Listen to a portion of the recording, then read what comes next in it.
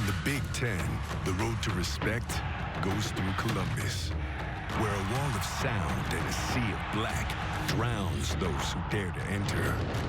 Having the blackout here for a night game again is one of the biggest advantages we got. Touchdown, Buckeyes! Ohio State survives in overtime. The Badgers know the score, but they never say never. Dog climbing the hill is a lot hungrier than the dog on the top of the hill. C.J. Stroud and the Buckeyes are looking strong, and there's talk of the playoff. Stroud down the middle, touchdown! Ohio State might make it to the national title game. The Badgers mean to quiet the noise.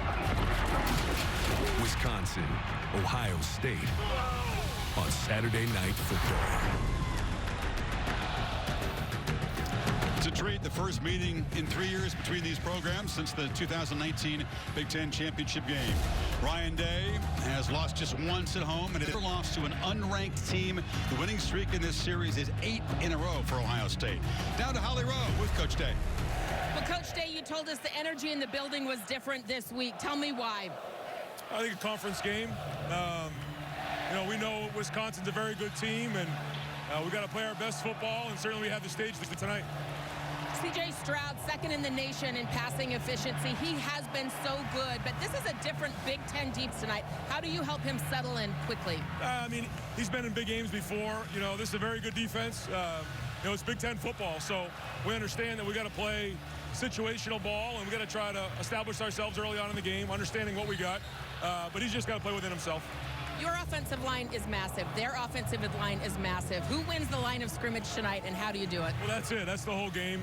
Running the football, stopping a run, winning the turnover battle. It's all going to be important in this game. Thanks, Coach. Okay. Day's offense behind C.J. Stroud. Touchdowns on their first 7 possessions. It was effortless against the Rockets of Toledo last week. They expect a tougher challenge tonight. We'll see Stroud and company right away because Wisconsin won the toss and deferred. And so the Buckeyes will try to get up to that hot start and get ahead on the scoreboard, which can completely change what Wisconsin does.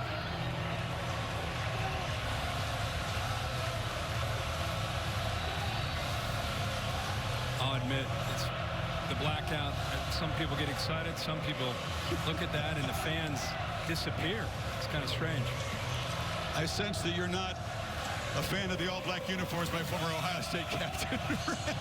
I'm a traditionalist. There's certain uniforms you just kind of... Jack Van Dyke boots it away, and it's short. And Trainum's going to have a chance. He muffs it, just does collect it before the coverage team flies down there and hits him at the 12-yard line. So not good field position for Stroud and company as they begin the campaign tonight. I think he just took his eye off the ball. It's really not the way you want to start the game. Ryan Day just talked about locking in and being focused, and it's conference play, and right there at the beginning here, just you can see his eyes just kind of start to peek down to try to find out where that hole might be. Stroud, it was almost ridiculous last week. 22 of 27, 5 touchdowns, has not thrown an interception through the first 3 games. But the Badgers, known for taking the football away, something's got to give tonight. And you give the handoff off the left side. And it's good to have Trevion Henderson back. Had just 4 carries before leaving last week. Yeah, and Trevion Henderson, if you look at our Chick-fil-A impact players, Mayan Williams I put in there along with you could really put both in there. It's a 1-2 punch. Julian Fleming, I think, is big. With Smith and Jigba out, he's got to be able to step up. Benton, 95, a veteran in the middle. And then off the edge, the pressure will come from 19, Herbig. The Hawaiian moves all over the place. He tries to disrupt quarterbacks. They get it to the edge, and that's a quick catch by Marvin Harrison Jr., who's been on fire. 5 touchdowns this season, 8 in the last 4 games. Go back to the Rose Bowl. Boy, you take some chances as a corner. Here, C.J. Stroud feels the freshman corner kind of sinking in. He lost leverage there on the taller receiver, Harrison. He got inside. See how he kind of jumped that route?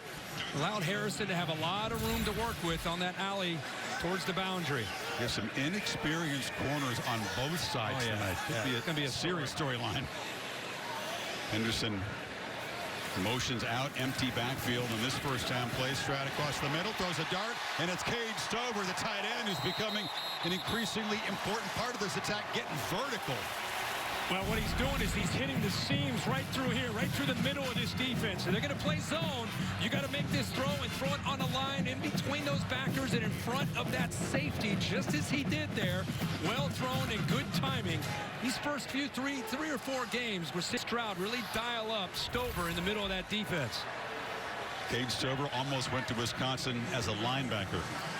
We'll tell you his story. He's a farm kid and extremely proud of it, and very country strong, as they say. Wisconsin actually recruited him very heavily.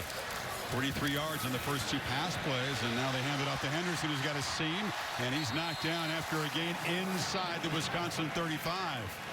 Well, you just talked about Stover. We just saw him make a really good catch, and they come right back, and now he helps set the edge there on the left side with Paris Johnson. Nice double team up to the edge. Good blocking downfield, but as Ohio State wide receivers and plenty of room. Good mix here early by the Ohio State offense and Ryan Day. Formations, personnel grouping, really giving Wisconsin a lot to deal with here. Make them communicate on the first series. Stover going across in motion to the right now. Stroud looking across the middle, and he flips it down, and the catch is made by Ibuka, who fights toward the pylon and is forced out at the 1. John Torchio saved a touchdown, but it's first and goal. Boy, really good job of Stroud keeping his focus. I'll tell you, he's getting the ball thrown behind the linebackers and in front of the safeties.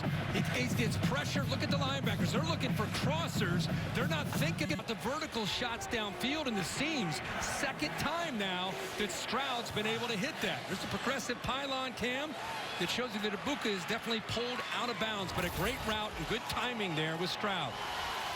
Wow, just like that, they are knocking on the door, and Mayan Williams, big physical back, gets the football and fights through some tackles and leans. Touchdown! Ohio State comes out swinging. 88 yards to take the lead in 6 plays. Wow. I mean, that's how on a Wednesday or Thursday, your Ryan Day, your offensive staff, that's how you draw up your opening drive. There's a little bit of penetration, gives you an idea. That leg drive by Mayan Williams, he definitely gets across and gets the ball across that goal line. The progressive pylon cam, watch the knee, still up. And then as he comes down, it looks like that ball did cross the goal line. But boy, Ryan Day could not be any happier with what he just witnessed right there. 6 plays, 88 yards, under 3 minutes, and a little bit of everything, but those seam routes hurt Wisconsin badly. Yeah, you don't see a Wisconsin defense look that confused, that out of position often. Graham Mertz, and Wisconsin's going to have to try to answer very quickly now.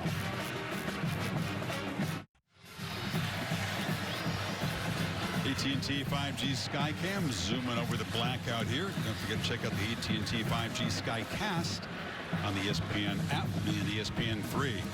Well, folks, just get settled in here, and boom, the Ohio State offense right down the field. 6 plays, 88 yards, throwing, running, you know, when we were whatever they wanted. We were here for Notre Dame, and C.J. Stroud said, yeah, we know people are going to sit back and play zone against us, but we still feel that we can make big plays when people sit back. They only had one against Notre Dame. Here they just had a couple big ones on the seam route to the tight end and the slot receiver, Ibuka. Isaac Guerendo, part of that running back rotation, back to receive the kickoff of Jaden Fielding. Wisconsin did not come in here hoping to get involved in a shootout. I can guarantee you that. We'll see if Mertz and this offense, which will be out without Kirk, it's 2 starting tackles. Jack Nelson is left at home with an illness. Malman is out, so you've got different guys stepping up, flipping around, and it's going to be tricky in this environment. Yeah, and you've got a quarterback that needs to play consistently. You know, that's been the one area. He has so much talent, and it's been his focus in the offseason coming into this year is working with a lot of new personnel. You know, Jake Ferguson's no longer here, right, to catch balls. You no longer see Danny Davis or Kendrick Pryor, all these guys that were here forever, breaking in an entire new group around him in this environment. And by the way, your 2 starting tackles are out. So see how Paul decides to call these plays here early in this game. Paul Chryst and Bobby Ingram, the former wide receiver star at Penn State and the NFL, is calling plays for this offense. Mertz says, I love road games, us against the world. Okay, you got it, Graham.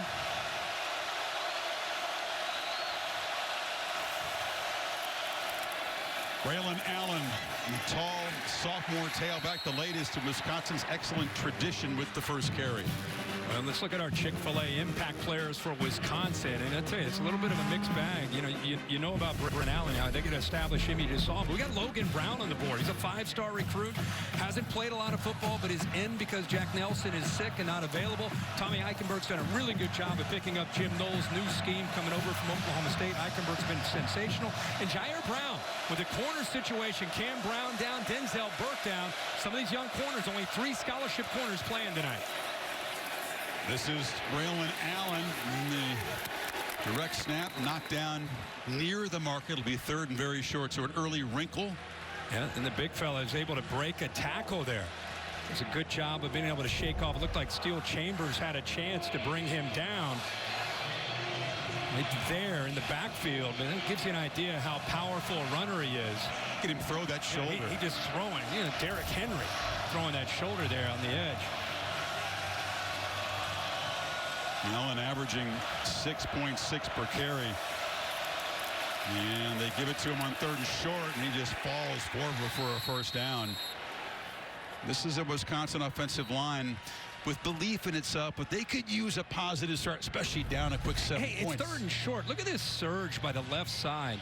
I mean, they completely collapse. It's like, compare to the Ohio State highlights, you're like, what the heck? They gained 2 yards. But 3rd and short, after a quick score for Ohio State, just to be able to get a first down.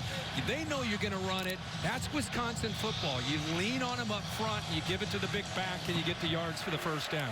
For that Ohio State front, they get Michael Hall Jr. back. One of the stars against Notre Dame has missed the last couple. He's a difference maker in here. They hand the ball to Guerendo. Does he get the corner? No. Nice pursuit to the edge by Tommy Eichenberg. But really, you saw a lot of Ohio State defenders there running to the football. Look at this team pursuit.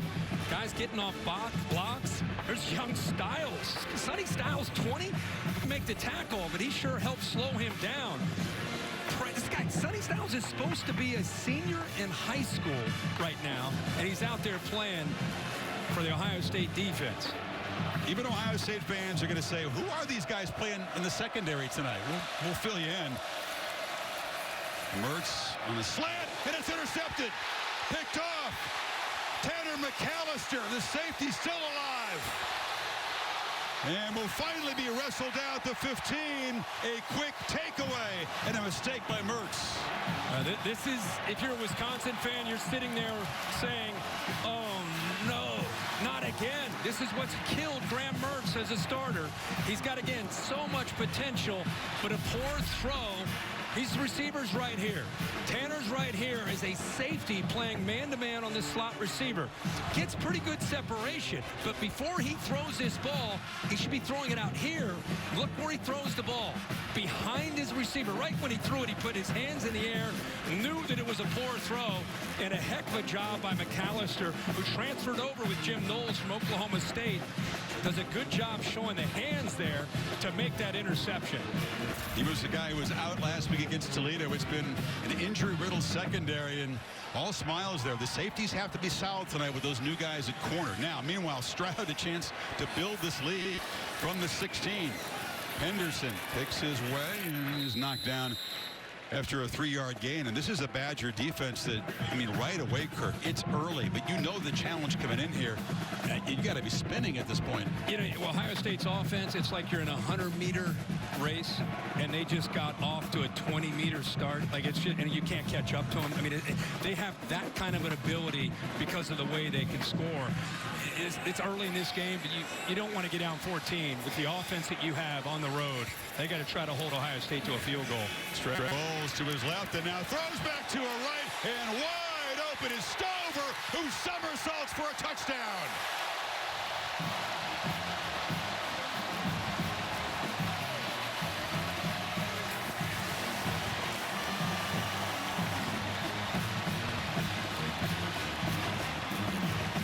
It can be frightening when this offense is clicking, and the guys in all black are doing that so far. You get a motion here, and that's important pre-snap because watch what it does to the Badger defense. Now they lose sight of Stover, completely lose him.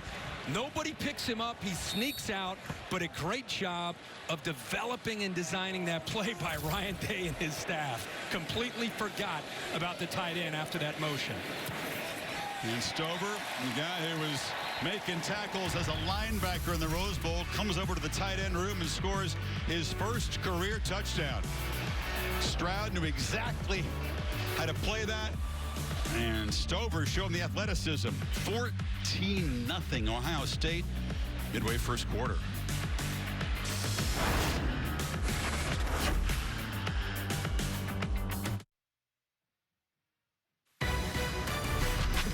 Saturday Night Football on ABC is presented by Capital One.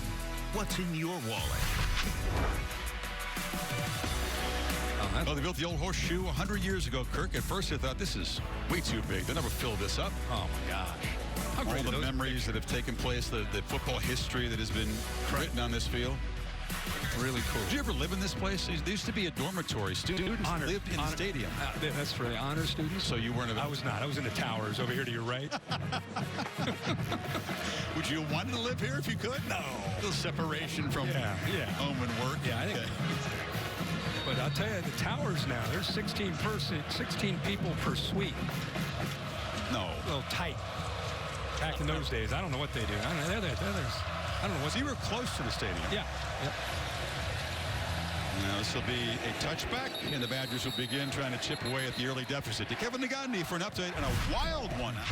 Sure was. And now for our Dr. Pepper Fansville studio update in the Pac-12. Oregon down 12 in the fourth, and then Dan Bo Nix to Troy Franklin. Bo Nix right there hits the bender at the seam right there. There's no safety to be found. The game's never over. They battle back. And then the Ducks defense seals it. Mace Funa, the pick six.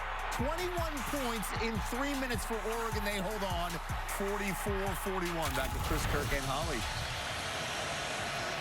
Wow. You remember that Michigan State game last year? We were all excited. It was supposed to be a big game. Avalanche set in early.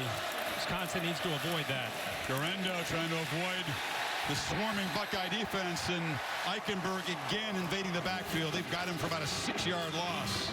But this defensive line has been challenged to get some penetration, and they are taking their orders. Good job of getting off blocks, getting slippery. Teron Vincent makes a play. There's the middle linebacker we talked about a little bit earlier. Eichenberg getting in as well. Jack Sawyer. Remember the Michigan State game? I mean, it was supposed to be a big game. Ohio State hit them. Defense, 3 and out, 3. And next thing you know, I mean, the game was over in the first quarter. Badgers right now just trying to settle into the game. Behind the sticks on 2nd and 15. Allen. And he gets about half the necessary yards. It'll be 3rd and long. Holly? Well, guys, after that interception by Graham Mertz on the Wisconsin sideline, guys all went up to him, trying to encourage him, keep his confidence up. Remember last year, more interceptions than touchdowns, but he told us this week, I'm different. I've gone through adversity, and I can put quick things behind me. The guys on his team were trying to get his spirits up, make sure that he can go out there and put that last play behind him. They need him to perform right now. Remember, Holly, it's tough. I mean, he's grown, but he's got a lot of young people playing around him tonight. See how they hold up here on 3rd down on the edge. He needs 7. Buckeyes will rush 5. Mertz will take a downfield shot and way over the head of Keontez Lewis, the transfer from UCLA. Their best deep threat covered by J.K. Johnson, 4th down. Yeah, you had Proctor back there as well. Ohio State just double him, take away their most legitimate threat. 50-50 ball with Paul Chris here. And they want to challenge these corners, these young, inexperienced corners. That's J.K. Chris, as you mentioned, Johnson. You see how Proctor comes over to try to help him out there on 3rd down. But good pressure applied there. Kind of forced that throw. Andy Vunovich on to punt for the Badgers. Kicks it off the side of his foot. And Apuka drifts back and makes a fair catch at the 29. 2 possessions, 2 quick touchdowns for Stroud and company. They take over when you come back.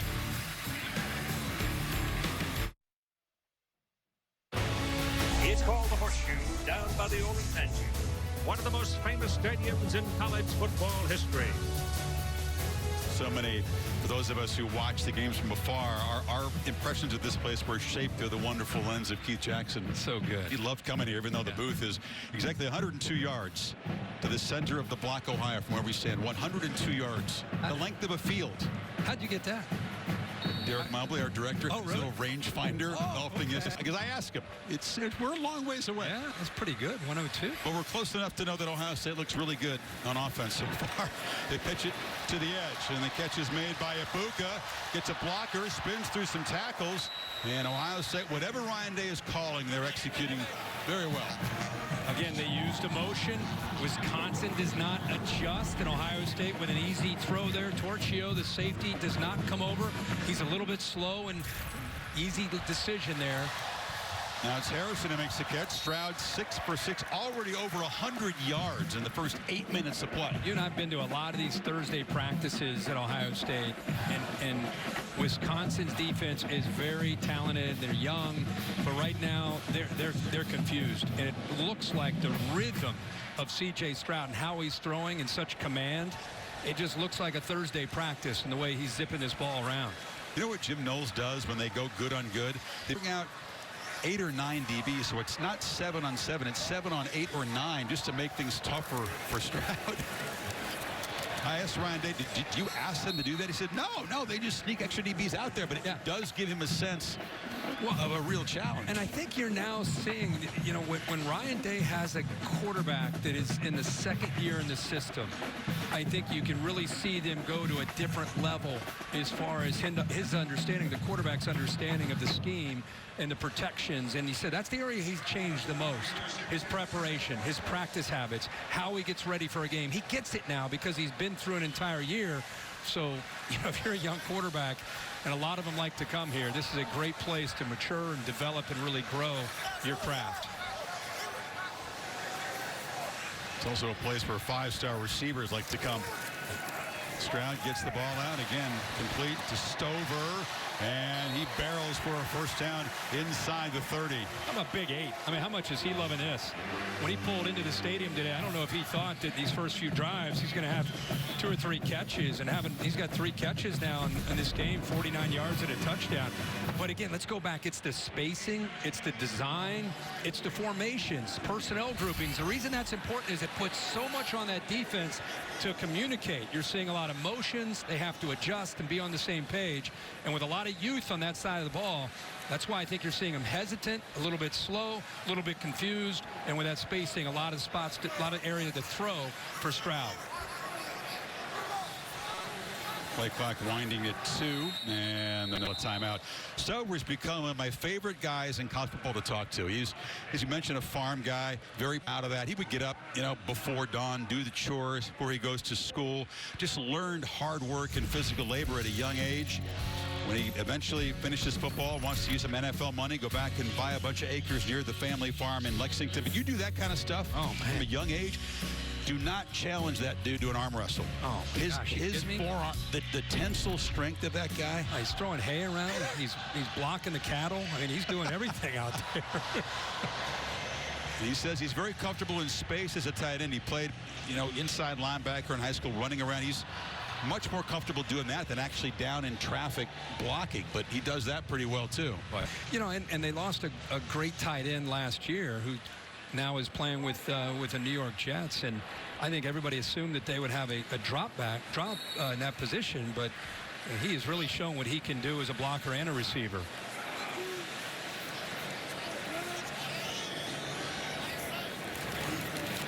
Handed off on the left side. Henderson breaks the tackle and darts down near the 10-yard line. So Trevion Henderson back and looking really healthy tonight. Watch this offensive line really doing a good job here. And I think the timing between Henderson, he kind of sets these blocks up, stays on his tracks, shows the patience to allow them to work that double team and get up to those backers. Really good timing and in sync between the boys up front and the tailback. Let's take a look at the scheme, and you can imagine what's going on inside the helmets of these Badger defenders. And over there with Jim Leonard is as good as it gets, but they are reeling, dazed at the moment. Yeah. Henderson Weaves his way through traffic, accelerates, and barges out at the 1-yard line. Jay Shaw forced him out, but the Buckeyes again on the doorstep. I mean, the execution, you're going to look forward if you're an Ohio State player to go into the film room. Look at the blocking. Look at the running lanes here. I mean, the big right tackle, DeJuan Jones, who dropped some weight to get quicker to be able to get up to the second level. There it is on the far right, 79. Look at him get up to that backer. The receivers are blocking. You saw Stover off of the farm, out here playing. A nice kick-out block. They're throwing folks around like the art bales that hay down there. First and goal. And Stroud still got it, and he just flips it into the end zone to Stover again. The second for the tight end. They're just having fun with this vaunted Badger defense right now. And just one step ahead of you. One step ahead of you with Ryan Day right now. You think they're look at his formation, they're going to run the ball. Instead, they have Stover. He's going to work out to the flat. Watch that defense react, and now you got two guys. They're worried he's going to run it in. Both try to take Stroud out, leave Stover wide open for an easy touchdown pass. Once Ryan Day gets a hang of this play design thing, give him a little time. He'll get it there. It's going to be something. Wow. We said they come out throwing haymakers. It was 7 touchdowns in 7 possessions against Toledo. We figured, oh, it's a different animal now. Big Ten play. Here comes Wisconsin. Same. Yeah, I mean, it reminds me a lot of what we saw last year. I just think the feel, being a step ahead of you. How about Stroud selling it, too? He put that ball under and made it look like, hey, I'm going to run. That drew both of those defenders towards him. They're trying to beat him to the corner, and there's just nobody left for, again, our guy, Stover, with another great play and another touchdown. Second of the night. Yeah, first 2 of his career. He's looking around. Wait a minute. Is this supposed to be this easy on the offensive side? I mean, Stroud's worked hard on his body. We'll talk about that. Rounded his game. Much more comfortable outside the pocket, throwing on the move. Not that it was ever a weakness, but he has improved in that area. Yeah, I think he's improved in so many areas. Like I said, his second year took this offseason incredibly serious. In a lot of different ways, studying film, working out. Unacceptable, Kirk. There's a mistake by Ohio State here. They've kicked the ball out of bounds. And that penalty was spotted at the 35. So Graham Mertz will trot out there, and they are down 3 scores. And they've run 8 plays, and Mertz is 0 for 2. Tomorrow morning, Sunday NFL Countdown comes on the air at 10 Eastern Time. One-on-one with Josh Allen before he faces the Dolphins in an anticipated showdown. Then on Monday Night Football, MetLife Stadium, Cowboys against the undefeated G-Men, 8 Eastern. Manning cast on ESPN2. Joe and Troy, of course, on ESPN.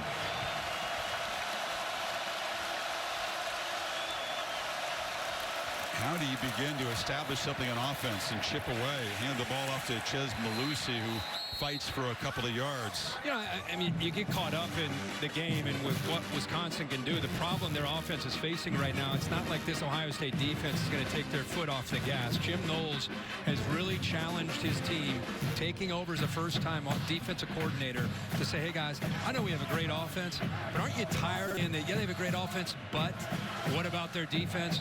So this entire offseason is trying to get this team to become more confident and run around and play with their hair on fire. And I think you're seeing that tonight. Mertz steps up, and he will get dropped behind the line of scrimmage. And the sack coming from Jack Sawyer off the edge. The hybrid, they call it the jack position here. Yeah, and he's right here, and he just uses his eyes, leads him to the ball. Patient, waits, and then he sees the back is there to pick up and try to help out on a chip. So he says, no problem. My back, I don't have to worry about him. I'll come in and get the sack myself. I think they say this, of all the defenders learning this new scheme with Eichenberg in the middle, you're seeing Jack Sawyer really take his game to another level. The 5-star who's now a sophomore on the cusp of being really great, they believe. Clock winding down on 3rd and 10. Buckeyes back out, rush 4. Mertz still has to step up to avoid pressure on the run. Checks it down, and fighting along the sideline is Skylar Bell. He's run out just a bit short of the marker. Couldn't get there. And it's 4th down again. He tried to make a move to the inside, set up Tanner McAllister, try to give him a little bit more room, but as he tries to get to that first down marker, that left foot steps out of bounds. A good yard and a half short of the first down. Paul Chryst didn't want to. Maybe he thought about it for a second, but sends out the punt team. Usually when he feels like he's going to get in a game with an offense that he can't slow down, he will take a lot of risks. He's not known as a real gambler, but often in these cases he'll do things that are out of character, but nothing going right as the punt is shanked out of bounds. A short one, and Stroud and company, as if they need it, will have pretty good field position. Kevin, what have you got? Chris, taking a look at the nightcap window here, week 4 over on ESPN. Arkansas up 14-7 against A&M. Kentucky 14-7 lead on ESPN2. SEC Network, number 2, Alabama 14-3 against Vandy. And NC State, they got Clemson next week. Fantastic showdown right now, leading UConn in complete control over on ESPN3. Back to you guys. Busy night window. Kevin McKee updated from the studio. 23-yard punt. May go just second half. Kevin may take over there. Get some highlights. Get some scores. Big day around the country. Yeah. Stroud incomplete for the first time tonight off the hands of Julian Fleming. As we see the Buckeyes drive chart in the early going, you thought, okay, well, pretty good first quarter. Yeah, 88 yards after the muffed kickoff, no problem. After the pick, it was a 16-yard, 2-play touchdown drive. And again, when you're Jim Leonard as a defense coordinator, you're thinking, okay, what do I do with my safeties? Do I get them down and out against the run? And now leave myself susceptible to the pass, one-on-one options for him with all these receivers? Do I stay back and let him run the ball with Mayan Williams and Trevion Henderson? I mean, that's the game that each defense that goes up against Ohio State has to deal with those eyes and that experience and Ryan Day. At the left side, this is Williams is knocked down. Notre Dame's defense did pretty well. Ryan Day's explanation early on was that they had so much to look at in the offseason. They weren't sure what the Irish were going to do. Remember, Smith and Jigba got hurt early in the games, and they never really found their rhythm until the 4th quarter with the ground game. Yeah, and again, they spent an entire offseason dedicating themselves to that because I think last year at times that was frustrating.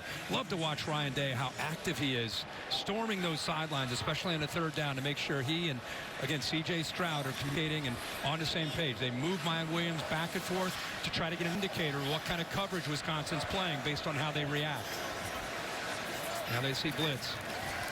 And Stroud on the first 3rd down play of the night finds Harrison on the slant, who's got the first down and a lot more into Wisconsin territory. And, you know, again, you're dealing with a guy who has the chalk last. Oh, you're going to bring this? Oh, you're going to bring this? Okay, I'll have an answer for that. Doesn't panic.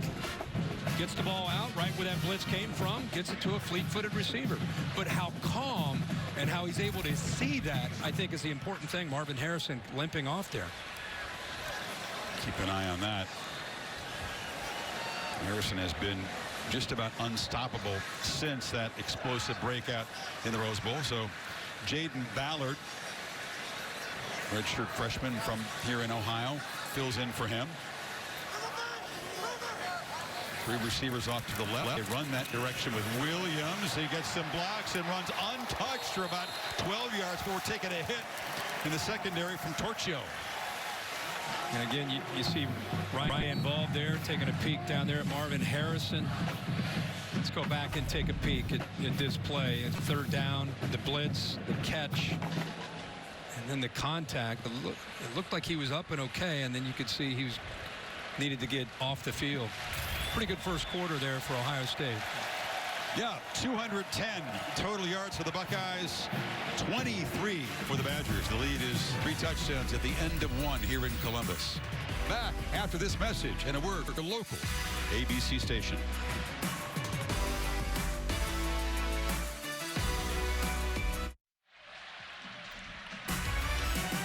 Set for quarter 2 at the Horseshoe. Saturday Night Football on ABC, presented by Capital One. Crowd blacked out, and Ohio State trying for a knockout here early in this one. 4th possession, trying for their 4th touchdown on the move here at the 31-yard line. Marvin Harrison Jr. is back on the field. Holly can update that momentarily. Stroud with pressure off the edge, just steps around and fires down the middle, and a rare inaccurate throw.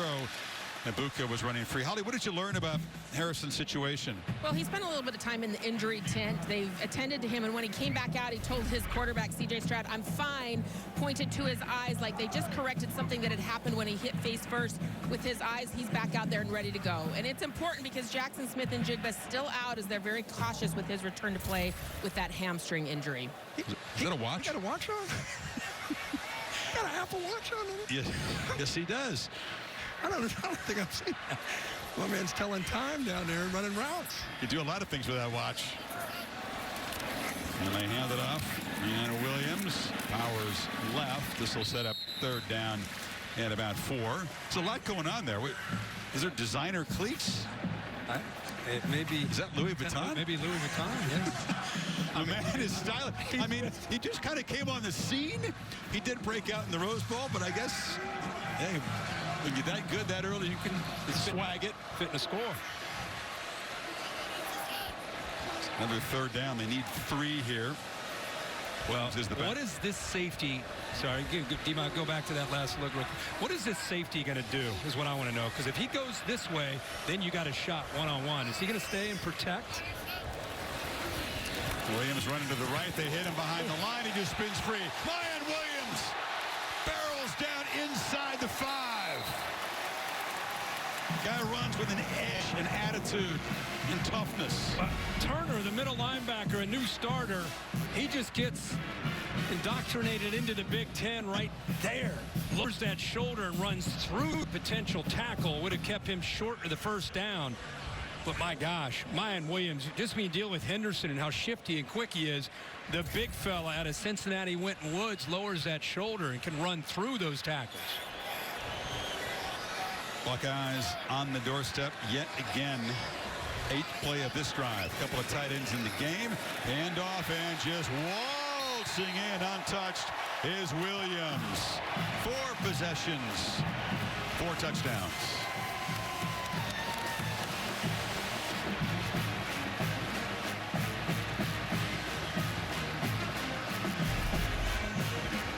Kick down block. You get a couple pulling from the backside. Really nobody to block there for Paris Johnson as he pulls around. Great job of blocking on the front side, and just again the execution. It's not just the speed and the talent, it's the combination of all of that along with the development and the way these guys are executing. So efficient. Buckeyes have more yards so far in this game than Wisconsin allowed per game last year. It's a proud defense reeling, down 28.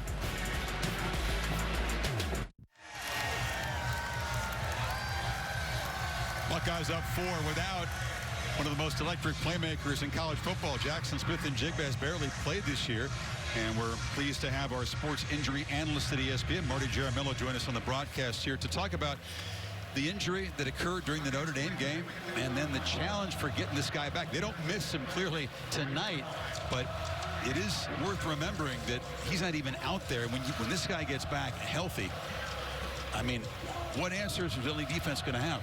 Yeah, this crew. Yeah. It's and I think when the season started, that's what everybody was imagining. The Rose Bowl performance, that's what he did, and then coming into this season with these other young receivers. So Marty, welcome. We're going to take a look at the replay of that somersault tackle against Smith-Njigba as Guerendo takes the kick back and tries to create something. Take us through what you saw in this replay and the diagnosis that resulted from it. Yeah, I want you to watch how he takes his hard hit, whipping the left leg up in the air, hyperextending the knee, and then also straining his hamstring. He grabs the back of his leg as soon as he gets to the sideline. Why? Because as soon as the hamstring strains, everything tightens up to protect it, and that's why they linger. They just stay tight, and that's a challenge for the medical staff. Marty, I talked with him before the game, asked him if he's okay and how soon he might come back. He thinks he may rest it potentially another week. He just wants to be careful with it because, like you said, it's one of those injuries that if you come back, he felt he came back a little bit too soon last week. Maybe played a few too many plays and he felt it. That's why he's pulling himself back. Marty, we're seeing a rash of hamstring injuries. Different DBs on both sides affected by that kind of injury early in the season. Well, listen, he's getting intensive treatments of pain management, of spinning, of inflammation, and the healing hands of the athletic trainers and physical therapists. But the bottom line, he needs rest. Hard to get that rest when these practices are ramping up in both contact and intensity. We hope to see him back soon. The opponents don't. Mertz on 2nd and long, makes a long throw. A flag comes out. Tommy Eichenberg was on the pressure. He was over there looking for DK. Ryan Day says, what's going on? Jair Brown was the man in coverage. One of the true freshman DBs stepping up. Maybe a potential hold on the, it's like Beach, maybe the left guard. I don't know. Pass interference. Oh, wow. Defense, number 18. The ball be placed at the spot of the infraction. Automatic. First down. Jerry again in charge of this Big Ten crew. Day is incredulous. It was Brown, the true freshman. Yeah, it was right in front of Ryan Day. Gone to the far right. Grabs the jersey. Bill, that's about the only thing that I can see. That initial jersey grab. Is that, you think that was what the call was? If that's on the guy that was Far shorter, I don't see that pass as catchable. And the pass is checked down to DK. Brown just trying to establish something But look, here. again, it's 28-0 Ohio State. It just gives you an idea of the competitive spirit, the fire. You know, he always talks about his team fighting. Have that competitive spirit. And despite being up 28, he is not pulling back at all, allowing the official to know how he feels. No, I would not call that pulling back. No, he's laying into him. He's not done. That was right in front of him. He got a very good view of it.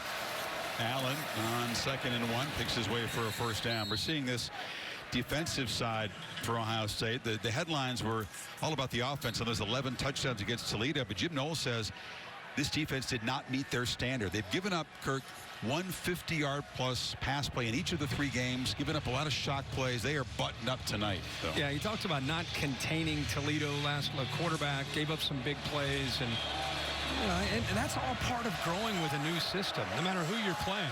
Everybody getting on the same page. Again, this is a much more sophisticated scheme than they've been running in recent years. So Mertz has some ground in front of him, and he'll just scamper for a first down at the 40. Eichenberg chased him out. Graham just 2 for 4, 18 yards in the early going. And again, that's a little thing right there, but just not being on the same page. Zach Harrison with an inside move, and when he makes that inside move, there's nobody there to be able to help set the edge. So if the DN is going to collapse down, somebody's either got to twist around him, or a backer at the next level is going to come around. That was an easy read there for Graham Mertz to be able to see he could get the edge and pick up that first. Allen back in Wildcat formation.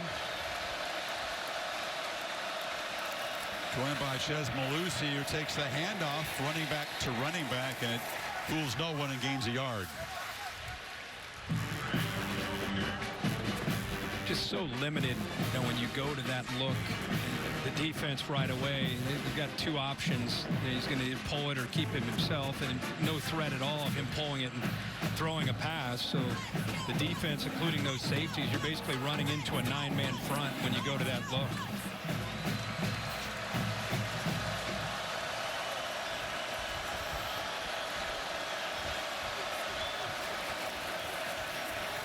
Mertz steps up and delivers in traffic, and it's broken up very nicely by Josh Proctor, another one of those safeties they get back this week. Well, that's a nice job in an area that I think Josh Proctor has really grown. He's known as a kind of a hard-hitting safety, but a good job of he saw that from way back, the potential threat of him throwing that tight end to the tight end Cunningham, and he just took it away with those long arms, able to avoid the pass interference and knock the ball away. And figure down 4 scores. Finally in Ohio State territory. Chris has got a couple plays to get the 9 yards. Noisy on 3rd down. Mertz rolls, doesn't see anybody, and just delivers downfield. And getting behind folks is Skylar Bell. The redshirt freshman out of the Bronx. And the Badgers are set up the Ohio State 16. Little miscommunication in the back end. Watch Tanner McAllister's eyes. He starts to get caught up in the receiver in front of him. Nobody's back there behind to help him out. Mertz is going to get hit right as he releases the ball, but a good job. I thought he might give up on the play. Waits until the last possible moment to make that throw downfield before Proctor could get over. Nice job by Bell. Got 26 on 3rd and 9, set up at the 14 now. Allen on the delay, cuts it back to the right. Braylon Allen barrels down to the 5-yard line. Allen, the latest in a great tradition of tailbacks at Wisconsin. He's been mentored by Jonathan Taylor. It's a pretty good guy to be mentored by, but he was mentored by guys like Melvin before him, and it began all the way back with the horse, Alan Amici. Yeah, but I think everybody thinks of that Barry Alvarez era. Fletcher, you go all the way through Brent Moss, Monte Ball, James White together, Melvin Gordon, of course JT, Jonathan Taylor getting it done in Indy, one of the top backs in the NFL. Boy, what an incredible line of running backs and offensive linemen they've had since Alvy came in to Wisconsin in the early 90s. Allen again back as a Wildcat quarterback. And takes it himself and dives down near the goal line. No signal yet. Now he's stopped just short. Yeah, they had 4 Doak Walkers in a 9-year period. Yeah. 2 by Taylor. Yeah. Good, strong running offensive line. Look at that block right there. Good job of putting Ohio State on their back. There was Logan Brown, that young 5-star offensive tackle who's been inserted into the lineup. That's Wisconsin football there, with the big back taking a direct snap down inside the 5. I formation. Jackson Aker, the fullback, is in front of Allen. 3 tight ends in the game as we pause here on 1st and goal. Holly? Well, I talked with Braylon Allen this week, and he was telling me just how cool it is to have that long line of running backs at Wisconsin, because they're all in a group text chat. Can you even imagine? He's on a text chat with Ron Dane, Jonathan Taylor, Melvin Gordon, Corey Clements, Dare Ugumbawale, literally all of the greats who have done anything at Wisconsin football. They give him advice. Melvin Gordon even said to him at a golf tournament this year, this is the next great one. And he said, they're giving me lots of advice, telling me to keep my head down, keep the task at hand, but I'm just done. I just want to get in on the group chat. Can we? Like, we've all covered all those running backs. Yeah. Let's see if we can get lobby for that list. We just showed the graphic you just talked about. How cool is that? You're a sophomore. He's a young sophomore at 18. He's listening to these guys and their wisdom. That's pretty cool. Yeah, he brings humility, strong desire to learn, and great mentors to learn from. See if Allen gets the give. Now they'll sneak it with Mertz on 1st and goal. And the Badgers finally crack the score column. You get a signal, make it official. Did he not get it well across? He's to the left. Yeah, touchdown finally. All right, he's over here. He's out of the end zone with the football, but no, we got a there he is. methodical. So the Badgers in a 72-yard, 10-play drive took about 5 minutes to chip into this huge lead. Pretty clear from above to see that he got across. Yeah, the officials are always looking for the football. And you can see his entire upper body is across the line and in. Nate Van Zelst, who took over as kicker when Vito Calvaruso was out injured, and he knocks through the PAT. Well, Wisconsin showing signs of life, but that Ohio State offense is back on the field now.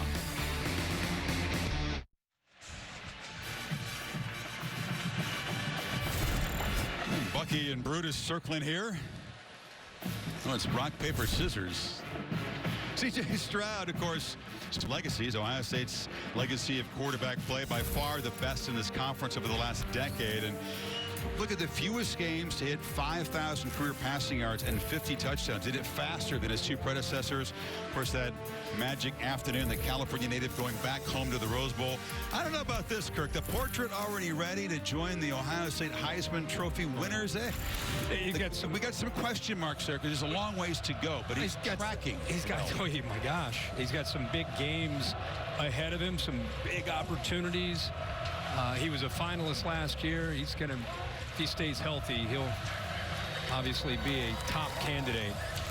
It's fun to watch him throw the football. Figured to be a duel between he and last year's winner Bryce Young. But Ohio State's offense is just a different level right now.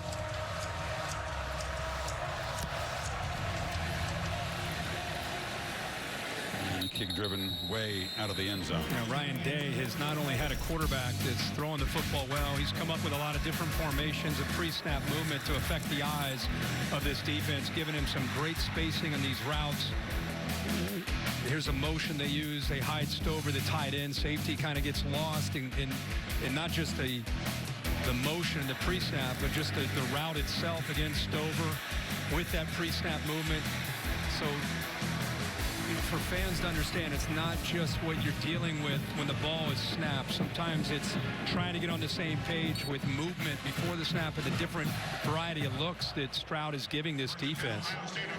For Jim Leonhard over on the Wisconsin sideline, he is on the field. What do you tell your guys? What can you do?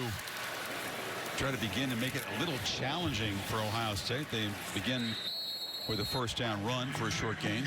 I mean, for the last 5 years, just to reiterate what we talked about in the open, Jim Leonhard's defense has been the top, one of the tops in the country. Now, it's a young group, but statistically speaking, you look at points per game and third down defense, they've been incredible. Williams has a huge hole.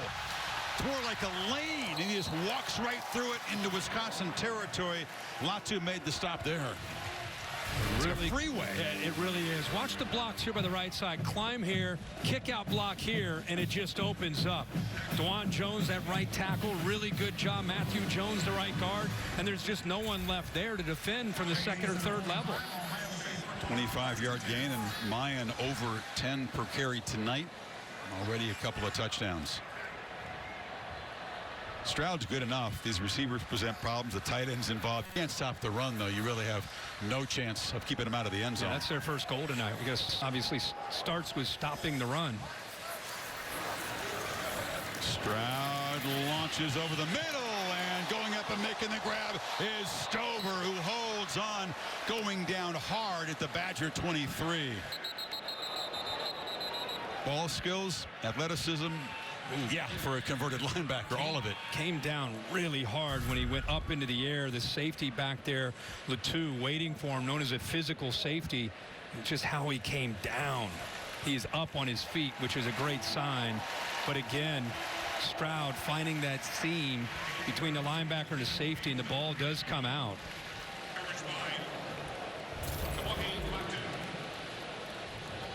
Good to see him up and running. That was a violent collision and then down to the ground where he landed awkwardly. So they don't give him credit for the catch. I guess it came out. He didn't complete it to the ground, so it'll be 2nd and 10.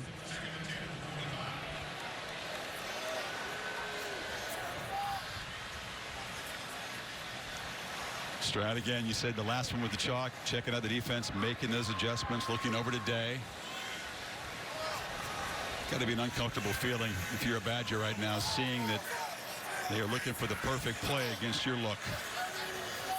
Badgers show some late pressure, and it's a handoff middle to Williams, who spins and fights through before Latu gets him to the ground. You know, they change formations, and depending on how Wisconsin responds to their changes, that's what Ryan Day is very involved in communicating to C.J. Stroud. And so I thought Jim Leonhard might move a little bit more after that.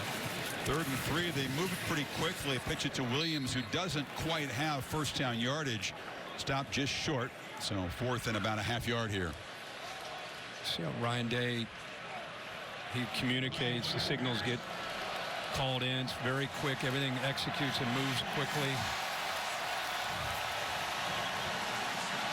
Can the Badger defense somehow come up with a short yardage stop? Get the football back.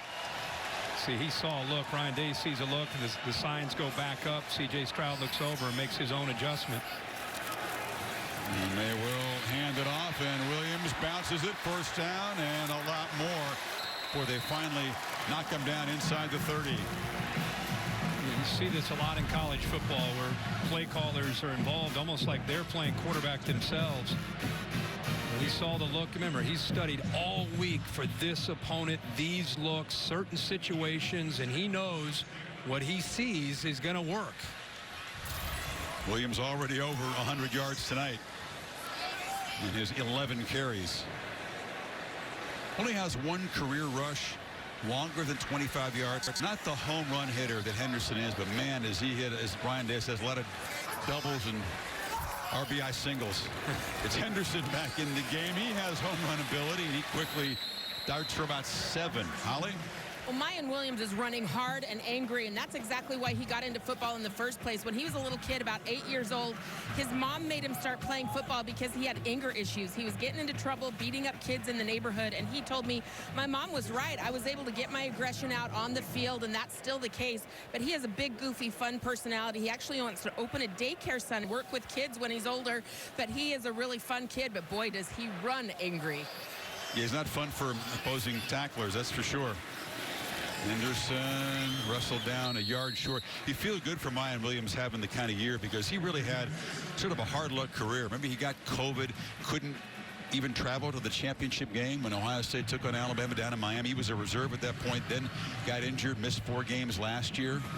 Yeah, and I think now he's been able to grow through that emotionally. It's a great story there from Holly about where he was as a person and where he is now. And I think for Ryan Day, the combination and having that 1-2 punch, they're so different in running style and able to stay fresh because the way they rotate them throughout the game. Rossi in the backfield, and they hand it off to the fullback / tight end, and he carries for a first down to the 15. I just want to make sure we're talking enough about the offensive line because they've put on a clinic themselves. We're talking a lot about Ryan Day and Stroud and the receivers and Stover and the running backs, but my gosh, this offensive line is really coming together in week 4. Doing a really sound job on just being able to push people around. They have a new offensive line coach this year that's working with them, Justin Fry, who came over from UCLA. But it's been a great half of football at the line of scrimmage. Stroud across the middle, and it's high off the hands of Stover, who's back in the game and trying for a hat trick. Well, C.J. Stroud, as soon as he threw this football, he was disappointed with himself. He tried to pull back, like, get him back, bring that ball back just a little bit. It's so close. He missed Stover for a wide open touchdown in last week's route, and that's one of the things that disappointed him. The ball barely hit the ground, but he did miss his tight end one time. And and Zachman, the safety there, if he wouldn't have been there, if he would have been maybe just a few feet to the right, I don't know if he's able to. Stover may have had a chance to bring that down still.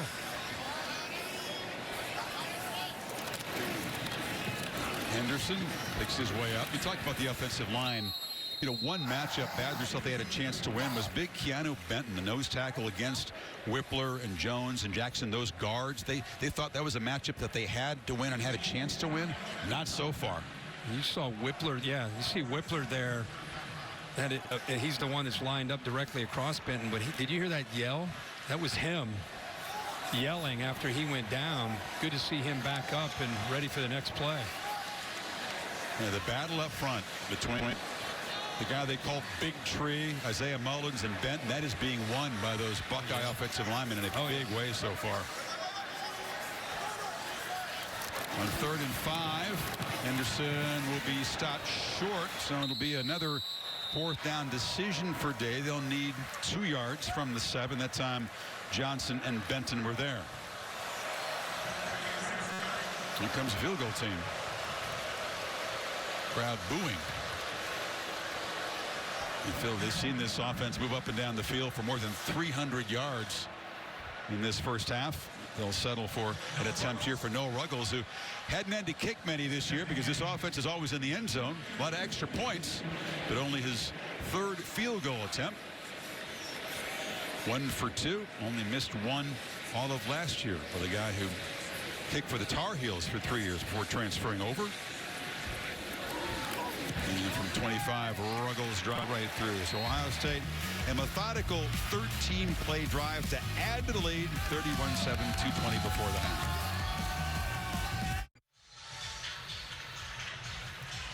Get the feeling we might need to talk some trivia, tell some stories in the second half. Let's begin the Bear, Chris Fallica, from his den for This week's trivia question, Chris? Well, Kirk actually alluded to something before the subject of tonight's Aflac trivia question. Since Jimmy Leonard took over that Wisconsin defense in 2017, only 2 FBS teams have allowed fewer points per game than Wisconsin. Who are they? Obviously, tonight, not a masterpiece so far for the Badgers team. Yeah, that's Is that in any one season? Combined, 2017 to present, those years combined. I mean, Alabama got to be in the mix, right? Comes to mind, yeah. Remember, it's a 5-year span, though. Kickoff taken by Guerrero. Breaks a tackle, runs straight ahead and hard out across the 40. So 2:14 and 3 timeouts to work before Wisconsin to try to chip away into a 24-point lead.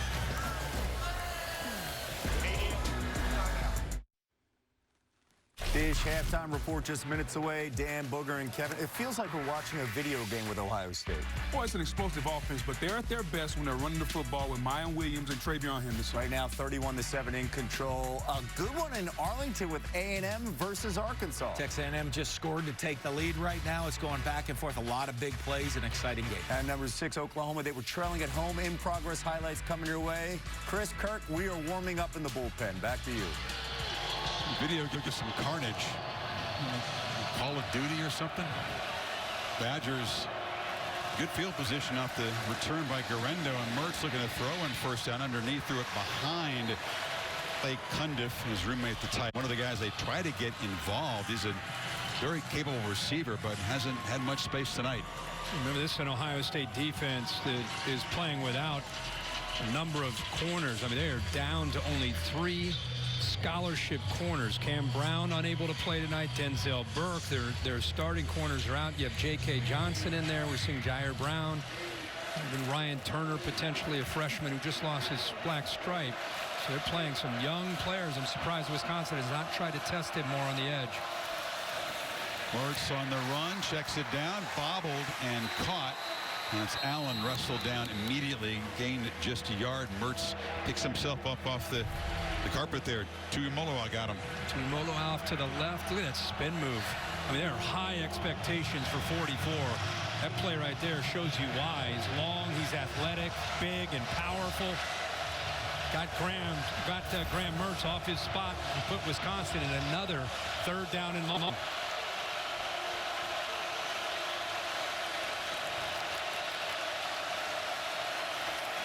Four-man rush. Mertz has time, steps up, delivers over the middle into coverage and incomplete. Looking for a flag with Skylar Bell. It was Brown, the freshman, in coverage, and it's 4th down. About that, we just talked about these freshmen and how they're going to be out on islands from time to time. Brown top left of your corner, crossing route, brings that right hand, times that up pretty good.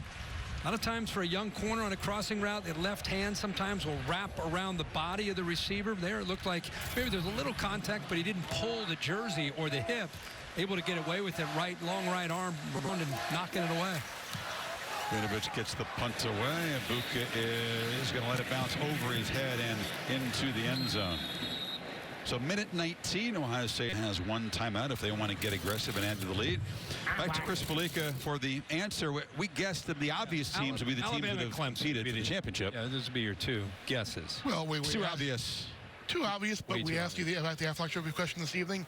Which 2 teams are the only 2 teams in the country to allow fewer points per game than Wisconsin since 2017? Clemson and Georgia. Alabama actually is 5th. Behind Iowa and Wisconsin as well. So not one of your tougher ones. Georgia would have been, I guess, the guess other than Alabama, right? On the receiving team, number 20. Half the distance to the goal. 1st and 10, Ohio State. So the penalty on the punt. We'll back it up half the distance to the goal line there. Sonny Styles, safety. Well, Graham Mertz, we said he loves, he's a smile there, he loves the challenge of a road game, us against the world. He felt really confident. He's worked hard in his mechanics. He thought Wisconsin's plan was going to work tonight, but they just got behind on the scoreboard so quickly, and it's gotten away from. It sure has. Minute 19. You got to assume, especially after this penalty, off to the far left. See that push right there? The play was the ball had already landed, and that's the young freshman Styles. Torchio, one of the starters at safety for Wisconsin, knocked down. So that may affect what Ryan Day does here. 90 yards from the end zone.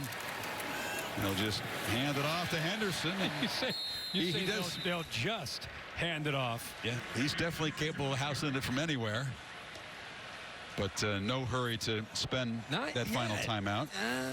I still think they, for the sake of working for these kind of moments in games, I wouldn't be surprised to see Ryan Day, not for tonight, but for that game when you have it a minute, end of a half, end of a game, you need a field goal. This is different than working on something like this at practice. There's a different tempo there. He's still thinking about a field goal. They'll wind the clock after the change is set, and there's a short throw catch made by Fleming, wrestled down in the field. Now would be a time to use the timeout if you're going to. And he does. Well, we talked about the challenge here of the Ohio State offense against the Wisconsin defense, how they've been among the best in the country, not just the conference, in recent years. And I think that, Day and this Ohio State offense more than up to the challenge here. Yeah, I mean, think about what they came in with. Your top receiver, maybe in the country, not playing. And I think they set the tone with that opening drive. What was it, 6 plays, over 80 yards? They just went right down the field, and they really gave this Wisconsin defense a lot to look at and work with. And Ryan Day just has that look in his eyes. He is not letting up, at least here in this first half. Wants this offense to continue to drive and attack. And like I said, I still think they're thinking about trying to get 3 points here. Remember, they've been hitting those seam routes right down the middle. Slot receiver, the tight end. Right now I'm working more with the receivers. If he has time to throw, he's going to get behind those linebackers between that free safety playing center field. Stroud has been incredibly accurate and efficient on throws downfield. This one looped over the head and almost intercepted. Was it caught? Yeah, Torchio came across, tracked the football, and it is the first interception of the season thrown by C.J. Stroud, and the Badgers have it in Buckeye territory. And a ball thrown behind Harrison, and what a heck of a catch by Torchio. The concentration definitely gets his feet down and has the left arm wrapped around the ball. Ball did not move. But boy, you're seeing this in super slow motion. But if you see this in full speed, I mean, that was a bang play. To see that ball come around Harrison and then be able to catch it and then to be able to get his feet down, that's a great play. And it gives Wisconsin a chance here. Athletic safety had a 100-yard pick 6 against Illinois State in the opener. So Wisconsin has all 3 timeouts. Mertz on the move, checks it down, and catch made for a short gain. McAllister knocked down Cundiff, who is slow to get up. Obvious pain. Throws his helmet off, and they're looking at that left ankle. Oh, man. That would make a rough night much worse for Wisconsin if this injury to their tight end is serious. Junior from Wichita. Big play Clay is what Mertz, as his roommate, calls him. Cundiff, Mertz, and 2 offensive linemen live together in one house. They're very close. And right away he seemed to behave like this was something serious.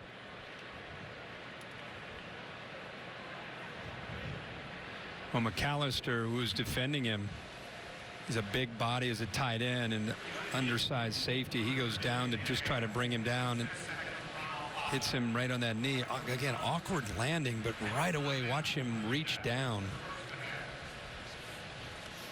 The hit seemed to come on the knee, but you're right, he was grabbing below at the lower leg ankle.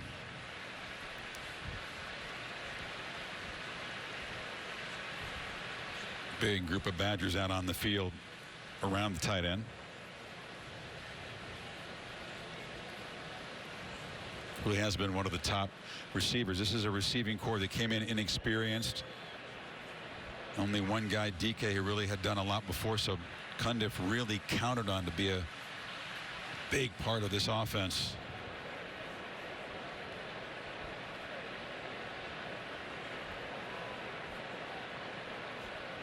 Jake Ferguson, a tight end last year, was the #1 receiver on this team. He's with the Cowboys, and they've got the cart out for Cundiff. See Paul Christ off to the right there for his player. A lot of these players see it, all concerned about him.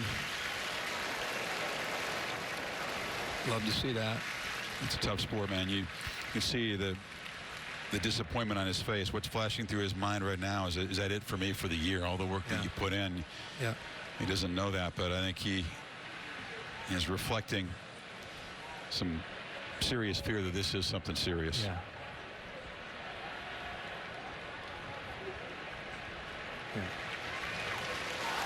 You didn't read his lips. I believe he said snapped. Yeah, that's what it looked like to me too. I think that was the reaction you saw when he went down immediately, reaching down there for his lower leg. So Wisconsin now 26 seconds and 2 timeouts.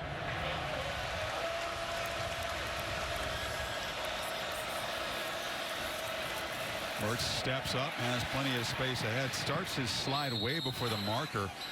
Have to spend that second timeout right here with 20 seconds to go. Ball at the 41. Yeah, they're not even, Ohio State's not even thinking about Mertz, who's told us this week, I've really worked hard on trying to step up in the pocket instead of trying to get to the outside. Pretty athletic guy. He wants to step up and climb into that pocket, give himself a chance with more receivers. Well, this week, Sunday Night Baseball is at Yankee Stadium. Aaron Judge continues his pursuit of history. Every at-bat is an event here, trying to get to 61 and tie Roger Maris for the most in AL history. Baseball tonight, Sunday countdown at 6. Red Sox, Yankees at 7. To do it against the Red Sox will be extra sweet, I think, for Judge. You see Albert Pujols? I did. It's 700. That was great. Big fella. Wow. Eventful stretch run in baseball, isn't it? With records being chased all over the place. I think he hit about 300 against the Reds. Is that a fact? Just feels like that's what it felt like. He hit a bunch against the Cubs too.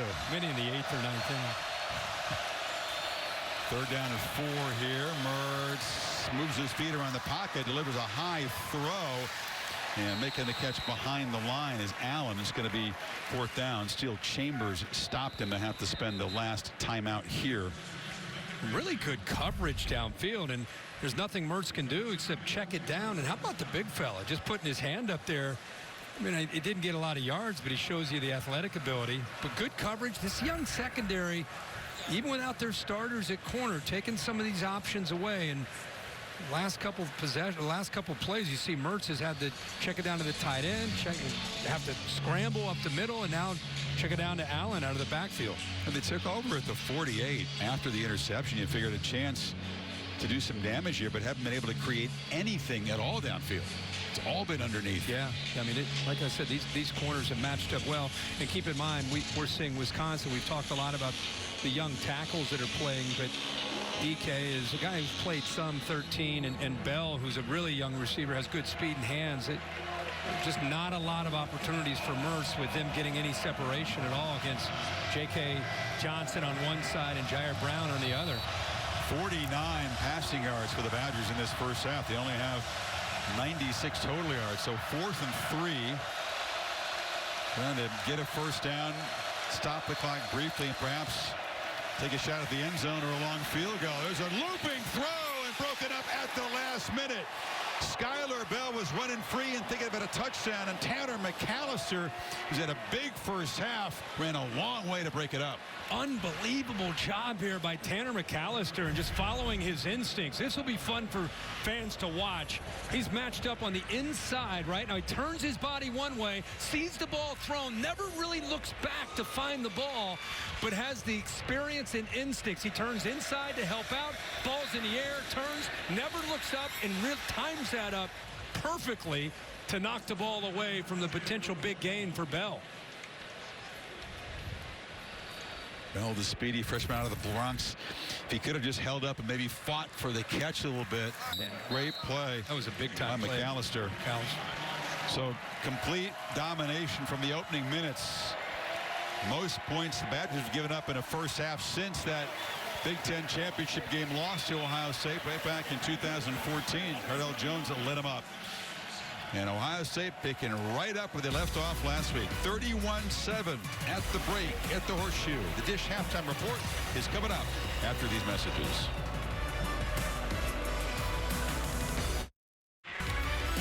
Set for the second half in Columbus. Saturday Night Football presented by Capital One. This presentation of the Big Ten on ABC.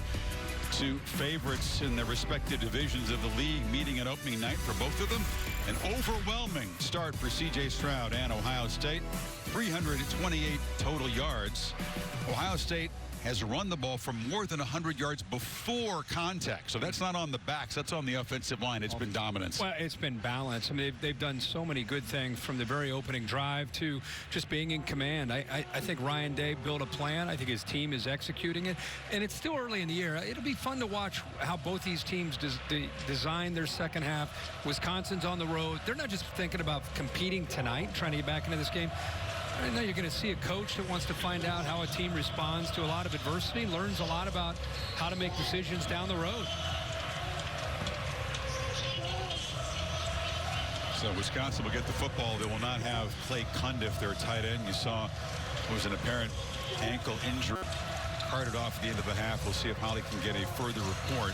But certainly a deflating injury on an already deflating evening for Wisconsin. Graham Mertz has just not been able to deliver nearly enough and hasn't really been given a chance. Modelo fighting spirit moment tonight.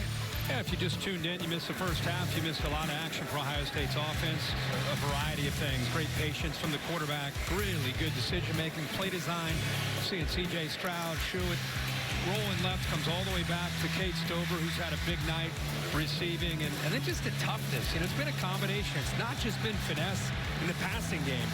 Offensive line, Chris talked about. Physicality of these backs, Mayan Williams.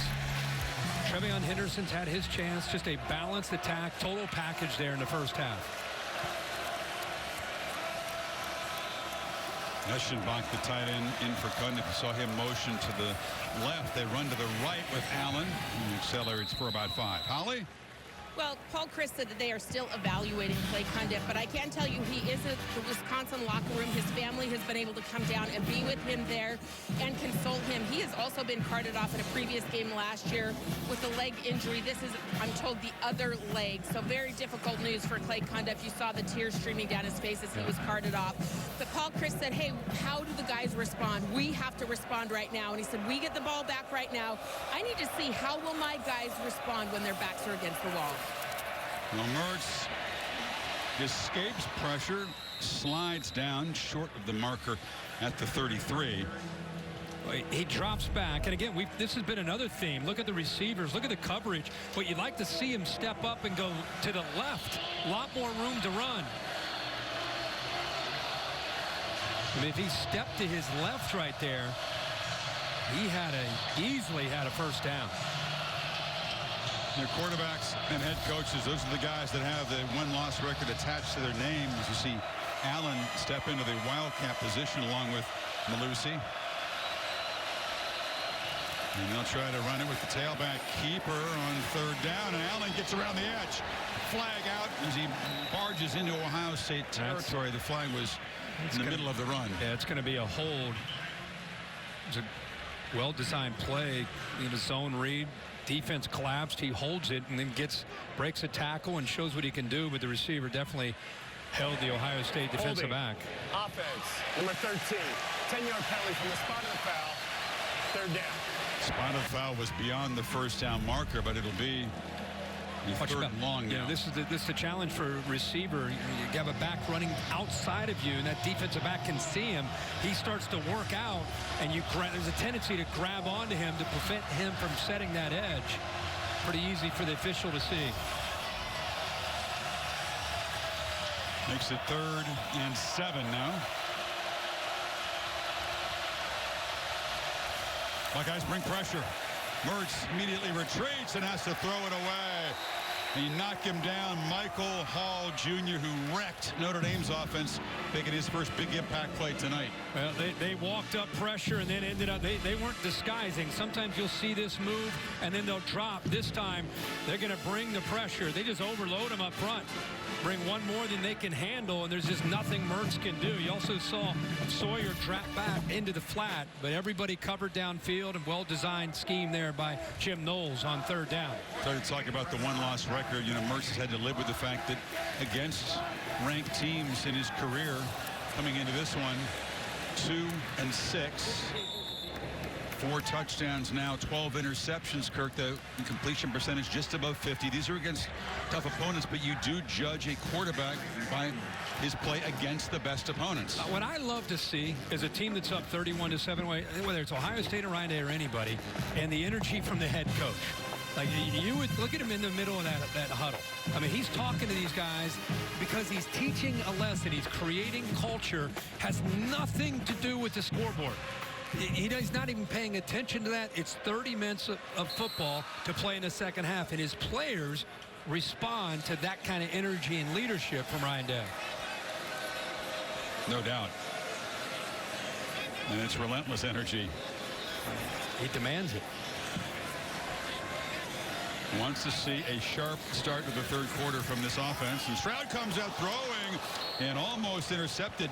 Nick Herbig floated back into coverage and was thinking about a pick six there. Well, again, your scouting report says this guy, he is their best pass rusher, but instead, he doesn't bring the pressure. He shows pressure and then drops right into the lane and almost comes up with a pick six for the Badgers. It's the first time we've seen C.J. Stroud tricked there by Jimmy Leonard, dropping his best pass rusher out into the flat. Herbig, a guy who's been a day one starter.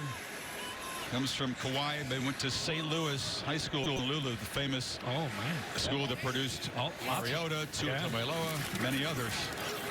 Stroud has protection and delivers a dart, a strike for a first down to the 47-yard line. Abuke collected that one. He's looking at this flat defender, but I think he's locked up in man, so now you've got this cushion to be able to work to the outside. If that flat defender would sink, he'd throw that ball underneath, but he's manned up, so then he gets off of that read and makes the easy throw to the corner there to Abuka. Stroud did have his first interception of the season in the first half. Torchia made a nice grab. It came close to a second pick there. Sure did. Henderson balls forward into Badger territory before John Mena got him. Again, watch this offensive line. We keep talking about them. We want to give them their love. Whippler gets up there. Good push-out block by the right guard, Jones. Look at that. There's the vision by Henderson. Patience, puts his foot in the ground, that right foot, and then gets vertical. Buckeyes are going to have two backs over 100 yards, it appears. Mayan Williams, 11 for 101. And Henderson now closing in with 84 yards rushing. Mayan Williams averaging 9 yards a carry. Off play action, Stroud will look to the sidelines. Harrison hit, and the ball is dislodged. Nice play by Ricardo Holman. Yeah, Holman is the freshman out of Miami. Good job there. He's been kind of asked to stay into that flat. He's been manned up often. And here just reacting quickly. Ball's thrown high, so he's able to get his shoulder pads right into the chest there of Harrison. Dude made a great one-handed pick in the game last week against New Mexico State.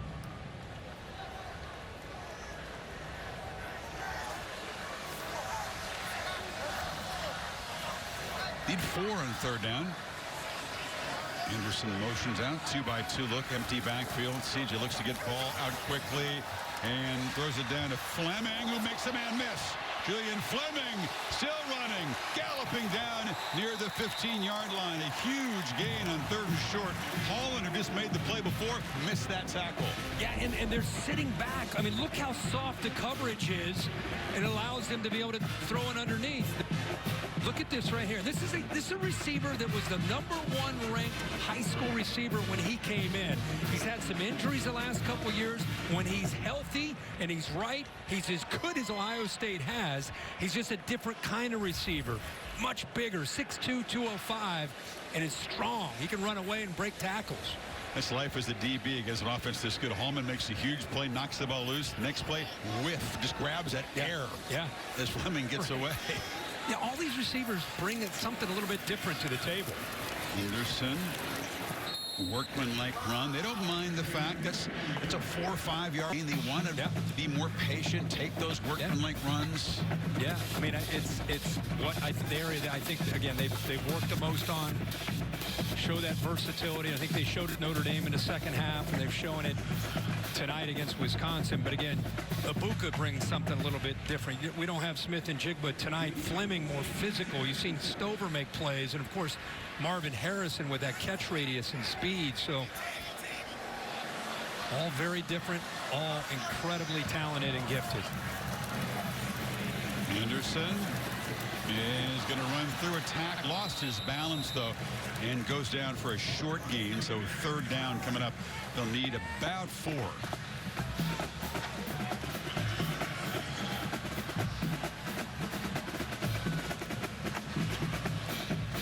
Talked about Stroud here for opening night. Just has the feel. I think, what is he, 20? He seems like a 28-year-old guy. And looks like somebody got a phone call. You know, those fancy cleats you talked about? Somebody maybe is it in Oregon maybe made a phone call? More conventional-looking cleats for the second. I think the watch left. Or maybe that was the plan. Watch's history.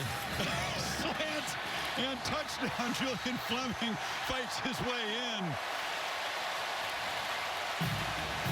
And Ohio State, as they did to start the game, begins the second half with an efficient march. 60 yards, 72 yards in 8 plays. You're just happy to see Fleming get his touches now that he's healthy. He's going to work from the outside and come underneath. Stroud feels a little pressure, steps up into the pocket, and then makes that throw. It's like, when he throws the ball, it's like a heat-seeking missile where he's throwing it. Exactly what Ryan Day would have wanted. The offense, which lost focus just a little bit, had to settle for a field goal late in the second quarter. Right back to work, right down the field, and building the lead to 31. C.J. Stroud, Heisman front runner. Yeah, it's very early, but this is scary. And who's going to stop him on their schedule?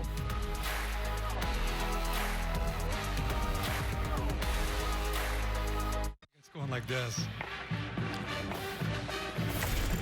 Ohio State scoring again, 38-7 in the third quarter here. We got 3 generations of Herbstreets. Let's check out the lineage. Kirk, your dad, Jim, was a running back, a captain here. Second generation, you also had the honor of captaining the Scarlet and Gray. You got Zach down on the sidelines tonight, adding depth at the tight end position. He's got the stash going. And look who we got here. Yet another Herbstreit in the pipeline here. Zach. He stands on his toes. You got to be careful with this one. He's trying to. I know. I feel like I'm like this. How's your season going? Good. Yeah. Good. Yeah. He's down at Cincinnati St. Xavier. This is an unofficial recruiting visit tonight. Are you checking out this Ohio State program? See what this is all about? Oh yeah. He loves coming. Loves coming to the games. Your wife Allison is over here in the booth. You drag her out here. We got plenty of time to bring the entire extended family up here. Put her on. Here in the quarter. Her and Shay can take it. You and I can head to the bus. I like where you're going with this. Well, Mertz, I mean, you've been in this position. When it's not what you expect going in. Yeah. And this is not what the Badgers thought was going to happen tonight on either side of the ball. No, and all you can do, you're a competitor, is just continue to go and encourage. You got some young linemen out in front of you. You got to be a leader. You're a veteran. He's been through. He talked all week this week with us, with you and I and Holly, about the adversity he's been through and how it's made. That's his foundation now. So it's a good test of that tonight. DK on the end around. They felt they really had learned from that loss to Washington State. They lost at home to the Cougars, respectable team, but they self-destructed. There were some turnovers, some penalties, un-Wisconsin-like stuff. Mertz and others told us they really felt they'd grown and improved from that. This was a whole other deal, though. They stepped in and taken haymakers right at the opening bell here. Wisconsin fans, Kirk, are going to want some perspective from you on this throughout this quarter. What does this mean for us the rest of the way? trying to win the West Division. And off the left side, Allen for a short gain. The thing that stands out to me, because I've followed Wisconsin very closely since Coach Barry Alvarez took over, and they've never necessarily been the most talented team that Ohio State or Michigan plays, but they play with them and they beat them. And this is the first time you can remember Ohio State and Wisconsin playing where it's just got away from them at the outset. And to me, it's some key areas, and the quarterback, continues to remember his first series. He throws behind his intended target. His first throw of the night, it's intercepted, and next thing it's 14-0. Personal foul. Offense, number 50. 15-yard penalty. Second down. It's another personal foul. There was one on the PAT, and now Logan Brown has been flagged. You talk about how the programs are built. It's a different philosophy. Everyone would love to recruit as many 4- and 5-star players as Ohio State does. 66 on this roster. But in Wisconsin's got 20. In defense of Wisconsin, this number in the Big Ten, I mean, that number's up with Alabama and Georgia and Clemson. Sure. Urban Meyer brought a different philosophy and approach to recruiting. The old days when Earl Bruce was here, or even John Cooper, it was more of a put a fence around Ohio and maybe sprinkle in a few here and there from the South. Now it's the opposite. Screen. Bell gets a block, breaks a tackle, and fights out across the 35. It'll make it third and manageable. So I think it's a combination of Wisconsin's young, and they've got to, they obviously got to get better. But also, don't you feel like Ohio State, with the skill that they have and the quarterback play and Ryan Day and what he's doing with the receivers and Brian Hartline and the development, and it just feel like Ohio State's in a really different place right now. And Wisconsin's going to always be a developmental program. They're going to recruit as well as they can. They're going to really develop players here over time, and they've got a great blueprint. Crowd back in, and on 3rd and 4, Buckeyes bring pressure. Mertz escapes for now, and fire is incomplete. Bell didn't really have his head turned, wasn't alert for the throw, and it's 4th down. Yeah, I mean, this is a discussion that, if we were doing game day and doing a studio show, we could go on and on about this. But Paul, I got so much respect for Paul Chryst and the job that he's able to do as a coach and as a play caller. But tonight he's talking to one of his tackles, a 5-star tackle, Logan Brown, who is making sure to understand the personal foul. But he's got, starting tackles out. He's on the road in this environment. You knew coming in it was going to be a tough ask. Ugly kick. Just shanked out of bounds off the 50-yard line. Vunovich has had a couple of those tonight. Not a lot going right for the visitors in Woody's old haunts tonight. That play to secure victory. 11 touchdown passes combined between Hartman and Uiagalelei. Clemson going back home against NC State next Saturday night. Not the dominant field for the Tigers at the top of the ACC at all this year. Obviously, their offense is starting to put it together, but the Clemson defense is definitely back to the drawing board, and they got to play much better. With that defensive line, you thought they'd apply more pressure. Stroud rolls out off the play action, extends the play, and just fires it into the dirt, and he gets knocked down late. Holly? Well, you talked about all the great pieces of Ohio State, and they are trying to be next level with everything they do. So they are using what is called the Oura Ring. It is a wearable personal device. It is a ring. It is very cute, but it tracks all kinds of things like your heart rate, your resting heart rate, your ability to sleep, your REM sleep, also your oxygen levels. Each player is wearing this so that they can then come back in, show the app to their people, and let me show it to you right here. It's so cute. My heart rate, I have got a lot of movement points so far tonight. I am on a championship level right now myself. Working from sideline to sideline, that'll do it. Make sure you recover. You want a championship recovery score, right? Because they chart that every single day. Yeah, and they said that they think it really helps because the kids come in and say, what was my score? What was my score? Because they want to sleep and recover. Sleep is the most important indicator of recovery, and Mickey Marotti, the great performance coach here, he is on to the next level science to make it very special. You know, who helped really get a lot of that started was Chip Kelly in his days at Oregon. Chip Kelly and Ryan Day, really close friends. There's a holding penalty on Ohio State. Their backs it up, so they're behind the sticks and back in their own territory. Dwan Jones, a big right tackle, who's had a really good night. This time just grabs onto the chest there of that linebacker, Turner. I'm glad that they don't give our TV crew like the rings to chart the quality of sleep and whether we're rested and recovered. In game day, I would have flunked. I would have been not allowed on the set back in those days. I'm having a hard time from Thursday to Sunday. Get you a ring. I would lose. I would fail. Are you allowed to sleep between Thursdays? No, turns out I'm not. No. Naps, maybe. Yeah, naps in the day here and there. Awesome job. I'm enjoying on Thursday night. Thanks. We're on Amazon with the great Al Michaels. Yeah, it's been fun. Yeah, I have to bring my family into the booth to see him. Well, fortunately, they have access, and it's a big booth. That's what it's come to, though, huh? Exactly. Meet and greet in the booth during the games. Right. Well, we'll see you in January. Honestly, I'm like, January 12th, I'm all yours. Empty backfield, 5 receivers on this 3rd and 13. Badgers do bring 4. Stroud has time.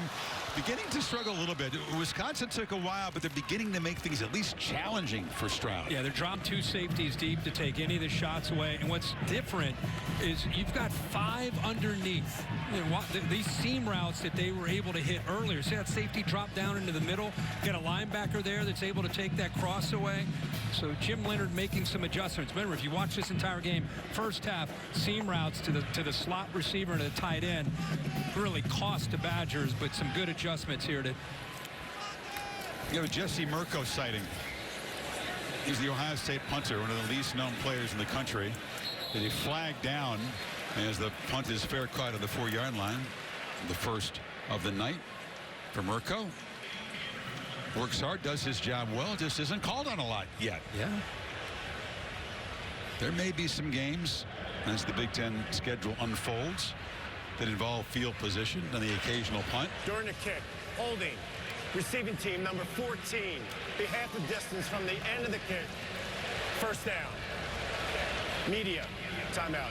Preston Zachman with the hold. That'll back the Badgers up to about the 2-yard line. Beautiful Columbus, Ohio. It was a fun night in the Ohio State student section. The Taco Bell Liv Moss student section of the week. Liv Moss all season long will be competing. A lot to rejoice about. It's going to be another home victory for the Buckeyes. Badgers backed up at the 2 here after that penalty. Allen takes the handoff from 4 yards deep and fights to avoid a safety as Eichenberg, who's been active tonight, flew in there. In the timeout, here's what happened. This was exciting. This is the best stuff. Boom! On Brutus. I mean, he got knocked out. Wait a minute. Great recovery. I want to bring in Bill Lamagna. Was that targeting? Did it have the indications of targeting, Bill, as they try to get Brutus? I wouldn't call targeting, but a couple good blindside blocks. Yeah, for sure. Yeah, defenseless player. That's a defenseless player. Brutus going into the protocol back there. Well, Holly will get a report on him. I mean, we were watching there. There were 3 or 4 hits. That was exciting. That was exciting. That got me going. It's a 31-point game here. Allen, again, from his own end zone, picks his way or a short gain. I mean, Bring in Marty Chiarmillo, our injury specialist. Marty, what is your concern for Brutus? Look at Brutus's head, Marty. Not looking. Defenseless. That was absolutely targeting, but there's a lot of cushion in there, so I think he's going to be okay. Exactly. I'm sure he's a little His hat is not okay, though. That little hat got knocked off. And no, he was caught off guard there. All the experts weighing in. That's where we are here. 3rd quarter. Well, Buckeye faithful are still here in huge numbers and making life tough on Mertz again at the closed end of the horseshoe. Showing pressure. Don't bring it. They back out. It's a screen, and they sniffed it out and knocked it down. Deflecting that was Tyler Friday, who's coming off the bench in this Ohio State defense making a play. Again, he's going. I think the freshman left tackle bails a little early. Try to get the Ohio State defense out of position, kind of faking that screen off to the right to Allen, working back blindsided. And Friday, who's not kind of a forgotten man. No, kind of forgotten. There's so much depth at that position. great quickness to be able to get to him, and then got close enough to be able to get his hand up and deflect it away. Vunovich has shanked a couple. He's had a punt of 23 yards. The last one was 18. Flag down. This is a really ugly low kick on the bounce. Fielded by Ibuka in Wisconsin territory. Spinning, and is finally knocked down after a nice return inside the 40. Ended up being a 44-yard punt, a low, ugly boot. Nothing really going well in any phase tonight for Wisconsin. And then we'll check the flag. Ibuka, that looks a little bit like the collision with the inflatable guys down there on the end zone. He's pinwheeling around. Have you ever done that? Have you ever done those? I want to now. Oh, they're fun. Where did you do that? We could do that after the game. Go down there and rough each other up down there. I mean, you can.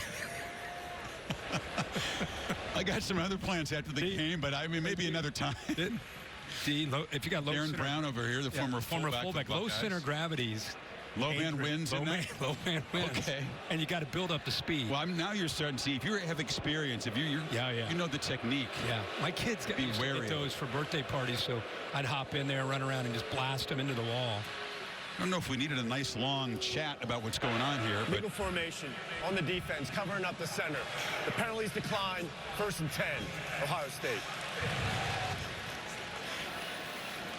So Ohio State will take over. And a reminder that tomorrow, 10 o'clock Eastern time, Sunday NFL Countdown.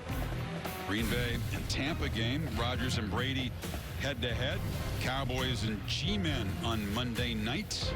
You keep an eye on all the games Sunday and Monday, I assume. Yeah, sure do. Brian Dable bringing some life to the New York Giants, getting them to believe.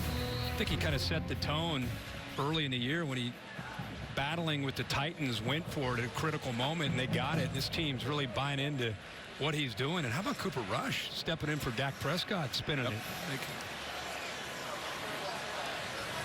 You got to have two quarterbacks in the National Football League. Henderson picks his way. Let's get out of Holly with a report on one of the developing stories here in the third quarter. Breaking news, guys. This is big. I ran all the way down here. Brutus is okay after being examined in the back. Are you okay, Brutus? Yes. How many fingers am I holding up? 3. Good. We think he's okay. He had a little misconstrued hat up here, but the hat is on. Brutus says he's okay. Good? Good? Okay. Thumbs up. That'll come as a relief to Mr. Corso, Holly. Not in protocol. Original mascot. Not in protocol. The original mascot. Calls it his first love. LC go with the Vols. I missed the end of the show. He went with Smokey. He brought Smokey up on the set, the whole thing. All right. You got a W on the pick then.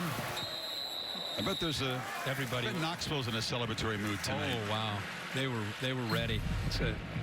Watch him showing this athletic ability. Great kick out block, but he doesn't quite get him down. No problem. Getz has no idea where the ball is.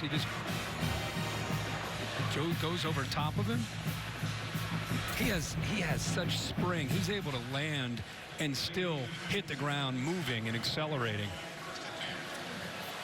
Powerful and very twitchy. Both Ohio State tailbacks who carry the ball over 100 yards tonight. That's 107 now on Henderson. He's toted it 19 times. Stroud delivers on the sidelines, and Fleming's wide open, and he's knocked down inside the 10. It'll be 1st and goal again. Watch the corner out here bail. I don't know where he's expecting Fleming to go, but he's almost to the goal line. I don't know if that's a miscommunication of some kind, but Justin Clark, transfer out of Toledo, just bailing. And again, Ohio State, a lot of times, it's not the downfield shot. C.J. Stroud's looking for that open man underneath. Take those 10 or 15 yards.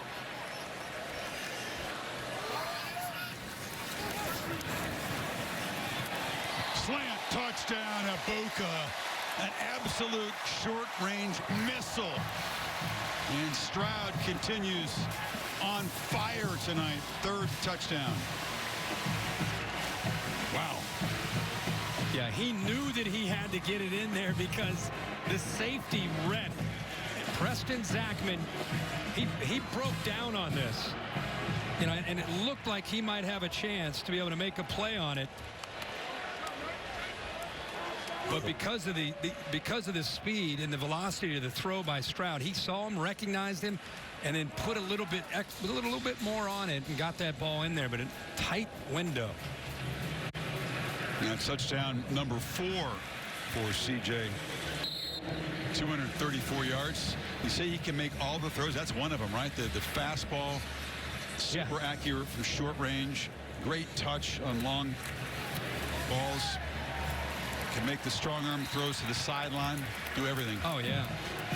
And watch Stroud here. I mean, he's going to recognize right here to the top. You're going to see this safety.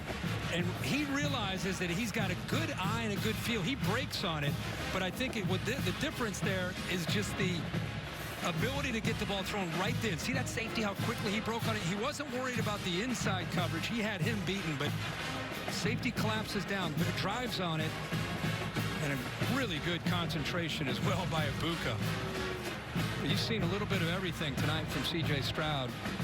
Different kind of throws all night. 3 different receivers have caught touchdowns. Ibuka, the guy that they call a warrior as a wide receiver. A tough guy, a physical guy. He'll do all the dirty work. Big appetite for blocking, but you see a spectacular hands catch that reflects hours and hours of catching those fastballs out of the jugs gun. Paul Chris frustrated.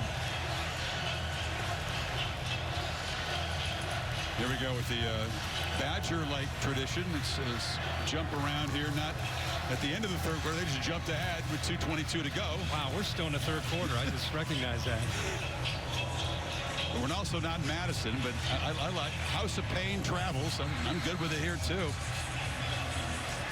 A little bit wistful for us. We haven't touched on that tonight, but this could be it, partner, in this booth in House Stadium. You may have heard about the shifting broadcast rights starting next year. We're going to save every minute we get here and throughout the Big Ten this season. Guerrero knocked down at the 20. We check in with Kevin Negandhi. Chris, now for our RB Studio update. Arlington, Texas. KJ Jefferson, 2 touchdowns in the air, 1 on the ground. Arkansas within 2. They had the chance to take a lead just now on ESPN. Cam Little, 42 yards out. Under 2 minutes to go. Doink the top. Oh, that bounces back. A&M holding on to a 2-point lead with 90 seconds left on ESPN. Back to you, Chris. Keep us posted, Kevin. Batch from the 20. 7 completions for Mertz tonight for 64 passing yards. All of them have been short. Allen, nice open field tackle. I'd say Tommy Eichenberg's played an outstanding game, really from the first series. Yeah, I mean, he's usually known last year as more of a box, kind of traditional Mike linebacker that could thump you in the run game between the tackles. And I think this system with Jim Knowles has asked him to do that much more, and there's a comfort level there. Just seems to be playing a lot faster and roaming around, defending the pass, blitzing at times, and, of course, defending the run the way he always has. Mertz on the move, 2nd and 6, pitches to the sidelines, catch made by Bell. I think about him sort of like funneling the ball, being a physical guy, but out in space, he's impressed me tonight, more than holding his own out there. You remember he was the defensive MVP in the Rose Bowl, had a bunch of tackles that night against Utah, and I think he really committed himself. He's a junior out of Cleveland, Ohio, out of St. Ignatius High School, a traditional powerhouse in the state. Great pride, and I think when Jim Knowles came in, right away he recognized, okay, this is my guy. You know, he had last 4 years he had Malcolm Rodriguez, who started Hard Knocks. Rodrigo, this is that position. You need a guy who's very cerebral, understands the scheme, gets guys lined up, and helps his defense play fast. Allen in the Wildcat in 3rd and 1. He was looking to throw, and he will pitch it, and it's complete. That's Schimbach, the tight end, so a completed pass for the feature back for the Badgers and a 1st down. Yeah, and Tanner McAllister right here starts to come down. He starts to kind of feel, he sees that motion. Now he's, okay, I got to get up, but gets up a little, not a little, a lot too late, and makes it easy there for the Badgers to pick up the 1st down on 3rd and short. I'm telling you, a 10-yard game with a passing game tonight, that's big. Been a big game. Got to rely on the big 230-pound, 235-pound running back to make it. What can he do? This is the more familiar role. Allen just makes a cut. Big, tall, 6'2" running back. Goes for 8. Holly? We're seeing Braylon Allen, who's a young man who's never really played running back much before he got to Wisconsin. He actually came in as a safety. But Gary Brown was his running back coach, and he said, Gary Brown built me from the ground up. Well, in April, Gary Brown lost his life after a fight with cancer, and so Braylon Allen has been overcome with emotion. He has worn cleats throughout the season that had Gary Brown's face on them. He got a tattoo. He's got the ball again, Holly, breaking tackles. Go ahead. And he just wants to honor this man who taught him the position. He said, everything I know about being a running back, I learned from Gary Brown.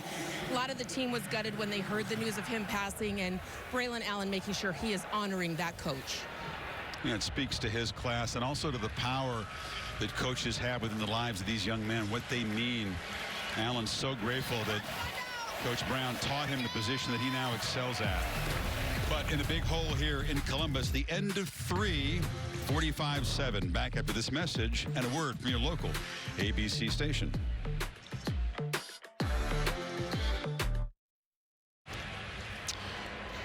Difficult night all around for Wisconsin. That's Clay Cundiff, the junior tight end, one of the top weapons on this offense, in a boot in his left leg. You saw him carted off earlier.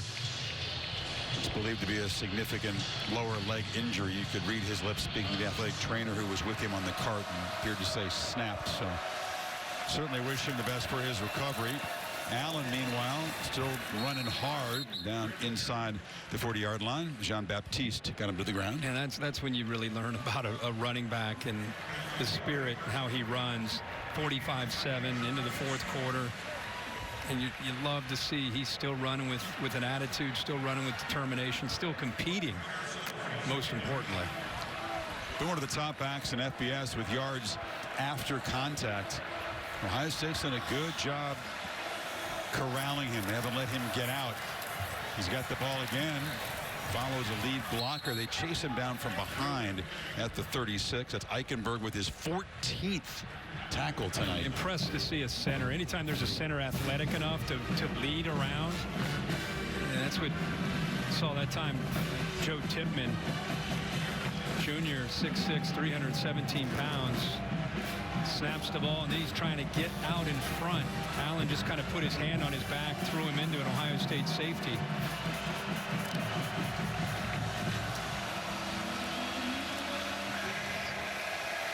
Once again, Allen in the Wildcat on 3rd and 2.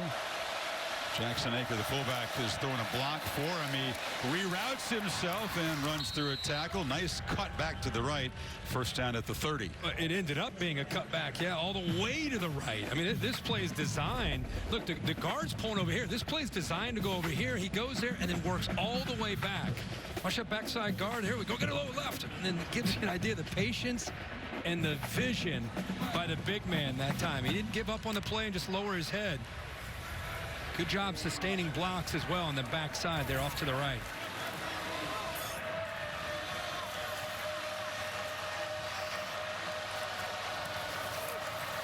Some good backs in the Big Ten. So Mo Ibrahim from Minnesota, big game again as they hammer Michigan State. Obviously the tandem here at Ohio State. Lake Corm, a couple of touchdowns from Michigan.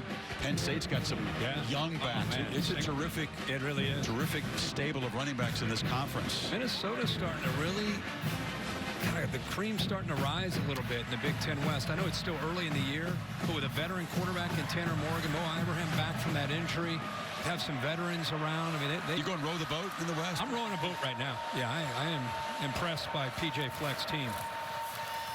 Second down keeper again, and Allen's going to be stopped that time. They're beginning to catch on to this Wildcat. Scores from around the Big Ten. That 34-7 resounding road win for the Gophers to stay undefeated. And Michigan State lost last week out at Seattle. They come back home. People are thinking they're going to be mad. Look what happened. 34-7. Iowa with a big win. They've been struggling to get a first down. They get 27-10. See, Purdue wins. And Maryland scores some points. They do. They are capable with, talking about low receivers. Great receivers. But Blake Corm had the big day, and J.J. McCarthy. Michigan just getting better each week. Finally played a real opponent this week. Wide open man. They flip it across the middle, and the catch is made by Guerrendo, who motors down to the 5. Ohio State showed the linebackers blitzing, and then they bailed. And look how far back they bailed. Mertz kind of sensed that. It's just simple. Just check it down. You know, get it down, give it to a guy who can go and pick up yards after the catch. Grindo is out after that, making that play. Limping over near the bench. Hobbled a little bit. So they bring Allen back in.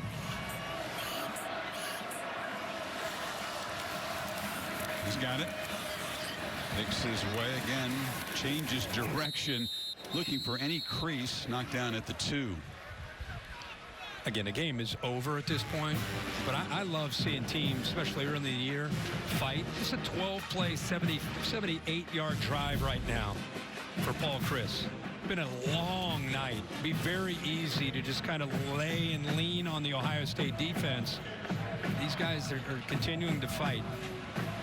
They'd like to have a one-play 78-yard drive, but it's not really a team built for that. No. They tend to work clock. Allen has been busy, man. He's just grinded away on this drive. He's carried it 10 times and thrown a completed pass. Here's his 11th carry in the drive. You got to be well conditioned, a lot of stamina to carry it 11 times on a drive. He looks pretty tired on the ground there. Cody Simon there on the stop. It's 3rd and goal. Look at him digging deep. Oh yeah, good push though by the Ohio State defense. You know, they're showing a little fight back themselves. Look how they just blew that play up. It's tough on those pullers when the play side linemen are getting pushed back into the backfield. It was slow developing, and finally it's cleaned up by Cody Simon. Number 0 had one more carry in him on this drive. They fake it to him. Mertz wants to throw, and wide open. The catch is made by Jackson Aker, the fullback. And that's the first touchdown toss for Mertz tonight. Yeah, I think they're so concerned with what you just said, that the safety right here, Hickman, does not pick up the fullback, thinks it's just going to be a run play, and he kind of gets lost and then realizes that late play action and just too late to react. Good call there by Paul Chryst, and the Badgers finally get their touchdown tonight, under 10 minutes to go in this game. See, Allen, he was so tired. I mean, you don't see a guy carry a ball 11 times in a drive, or much. He threw himself at a blocker and just kind of laid on the ground after the play was over. But happy that his teammate got in the end zone. 45-14 now. Imagine that fill in the second half, fellas. 98-0 and taking a knee. Let's say late. See, better late than never. Yeah, better late than never.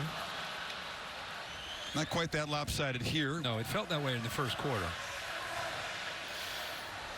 Badgers still showing some fight. That 14-play drive, 11 of them carries by Allen, plus a completed pass.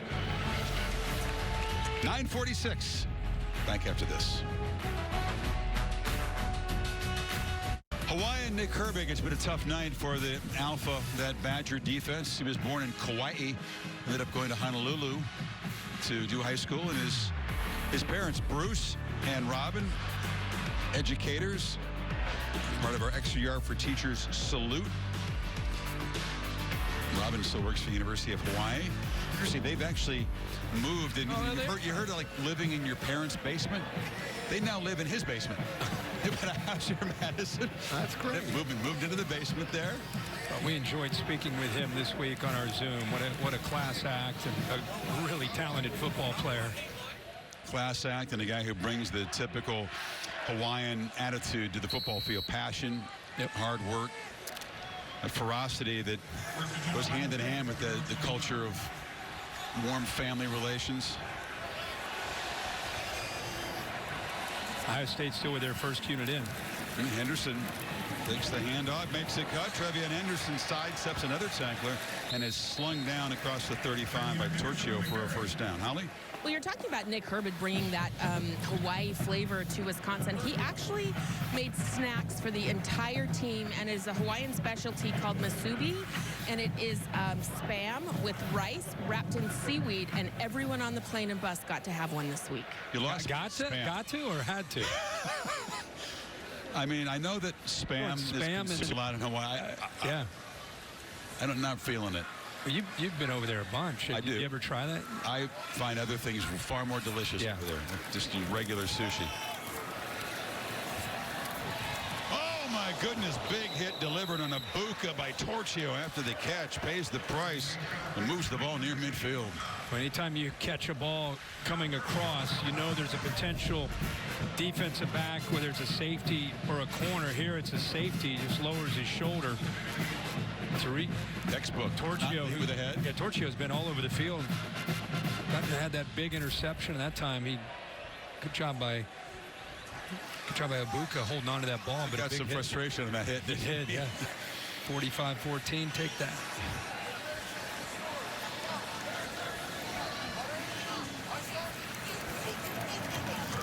Comes the late pressure. Stroud delivers over the middle and lofts it for Fleming. Pass underthrown, and Jay Shaw caught up to it and broke it up. Well, he couldn't quite step into the throw. Wisconsin did a pretty good job here of getting some pressure. Caden Johnson is able to, just as he releases the ball, he's able to get right there. So he couldn't quite step into it, but definitely had it. Julian Fleming behind coverage, behind Jay Shaw, the corner, and had a touchdown if he's able to put more on that football. Ryan Clark has no idea that it's 45-14. Still in attack mode, 8:21 to go. Not often have been able to get near Stroud and affect him tonight. Did that time. We'll use the play clock and apparently spend a timeout here. Does he see it? Yeah, Ryan Day caught it at the last second. CJ was unaware, so Buckeyes trying to play this out. Up by 31. Coach still intense, yes.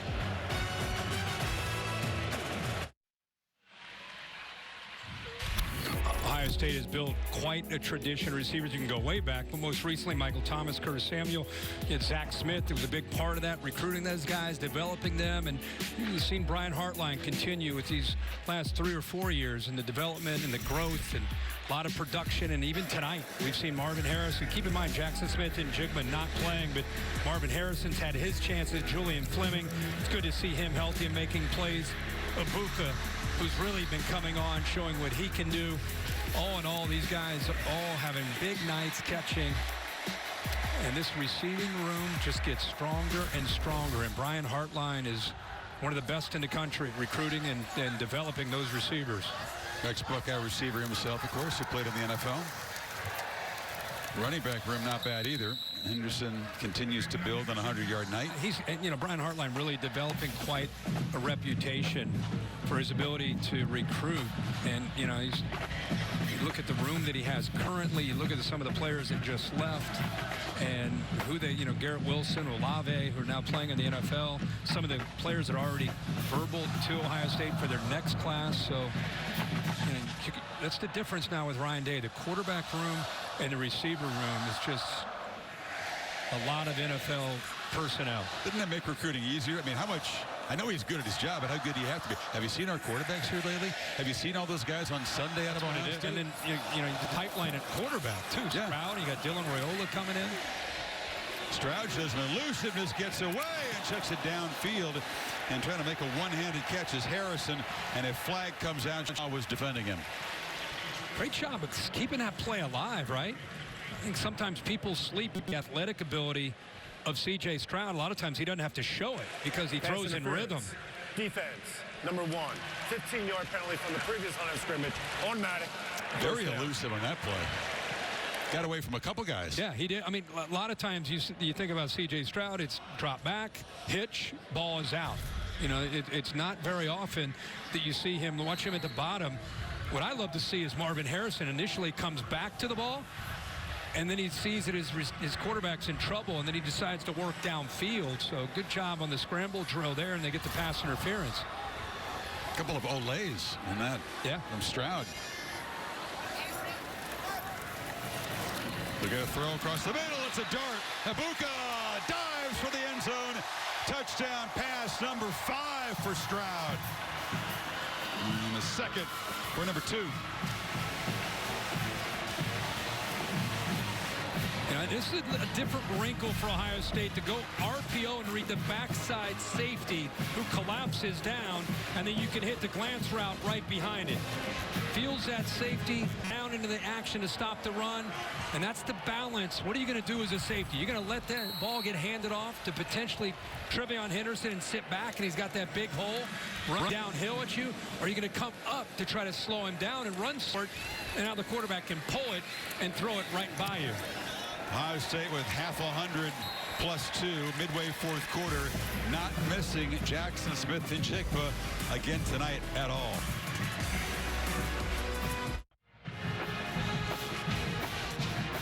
Check what's going on in the top 10 this week's CFB rankings, brought to you by Verbo, the AP poll. Georgia, actually, it was a tussle. There was a 10-point game for a while, fourth quarter against Kent State. And Oklahoma, we have games on up here, too. We're crazy. We watch them all day. Kansas State just scored a touchdown. They're up 34 now to 20. In Norman. In Norman. 8 minutes to go. SC, another SC top on the 10 road. team. They're in Corvallis. I mean, they're taking body blows in Corvallis. That's a tough one. Arkansas ranked ahead of A&M, but an underdog in that game, a slight dog, losing hard-fought, crazy finish. You saw the field goal that could have put him ahead. Doinked. The State, Mike Norvell, they're up big today over Boston College. You know, last Saturday, piece of history. The top 10 teams scored more combined points than in any week in the poll era. It goes back to 36 and won by 401 total points. The biggest beatdown Saturday ever for the top 10. And that's a problem when this sport is so top heavy. We're seeing a little bit different flavor, though, today, with some couple top 10s being challenged and going down. 1936. Yeah, that's where the poll began. 521. Someone was scoring 521. The most that's the most ever. Yeah, in the poll era. Most ever. That was the first year they ranked teams. Okay. And so going back to then, the top 10 had never had kind of a beatdown or higher scoring Not strategy today. like last week. No, not today. Different story. Here, yes, but not everywhere. Allen takes off a foot race, and somehow, after an exhausting night, hope will see behind on the scoreboard, Allen is still firing. Braylon Allen having a night in the losing cause, 75 yards. And that will not make Ryan Day or Jim Knowles, his defensive coordinator, happy. A breakdown there. He's kind of hesitated in putting in some of the backups, but here he did. And Kai Stokes, who was playing safety, just kind of late to break. I mean, it's one thing to have a good block up front, offensive line. They got up to the linebackers, but you put a safety in the middle of the field to help you out. There's that last Wisconsin drive. Allen carried it 11 times. Not many times this season you're going to see a drive carry it that many times in a drive. This is a one-carry drive. Yeah, you get some good blocks up here. They get up to the backers, but watch the free safety right here. He's got to help out. You know, you get good blocks. This opens up, right? But look in the back of that safety. He's got to come down and help. He's and he's a little hesitant. And because of that hesitation by Stokes, the big fella Allen shows that if you're going to take a poor angle, get some good blocks, he gets running downhill, he'll take off and take all those yards. He's up to 165 yards now after that long carry. Yeah, a lot of them coming into this game was completely out of hand. Yeah, You admire the effort, the energy. He's an impressive guy and an impressive back. And Jonathan Taylor maybe looking in tonight, proud of the guy that he's mentored. For sure. Caught 5 passes. Threw that one. Hanging out with Cundiff, of course, suffered that leg injury earlier tonight.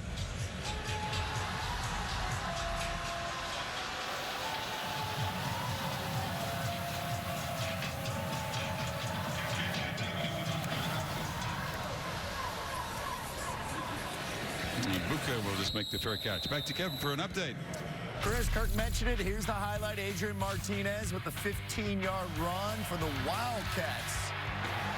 And Kansas State on the road right now holding the lead. Martinez feeling good. Meanwhile, mentioning a couple of games played now over on ESPN. Number 13, Utah up 7-0 on Arizona State.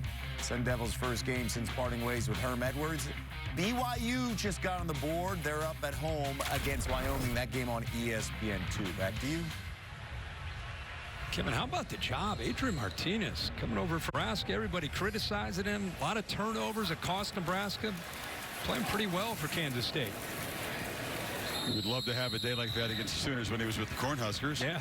Kyle McCord spelling Stroud, who after his 5-touchdown pass game, the 7th of his career, by the way, in 16 career starts. Think about that. Almost half his starts.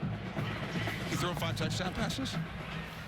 It's a good batting average. McCord is a sophomore from Jersey. Considered a very high-quality backup. They has a lot of trust in this guy. Kyle McCord and Devin Brown both, who's a true freshman behind him. Their quarterback room is stacked, especially by today's standards. This is the young freshman Dallin Hayden, who in mop-up duty against Toledo had a 100-yard game last week. Watched him in high school quite a bit out of Memphis. Christian Brothers, really talented back.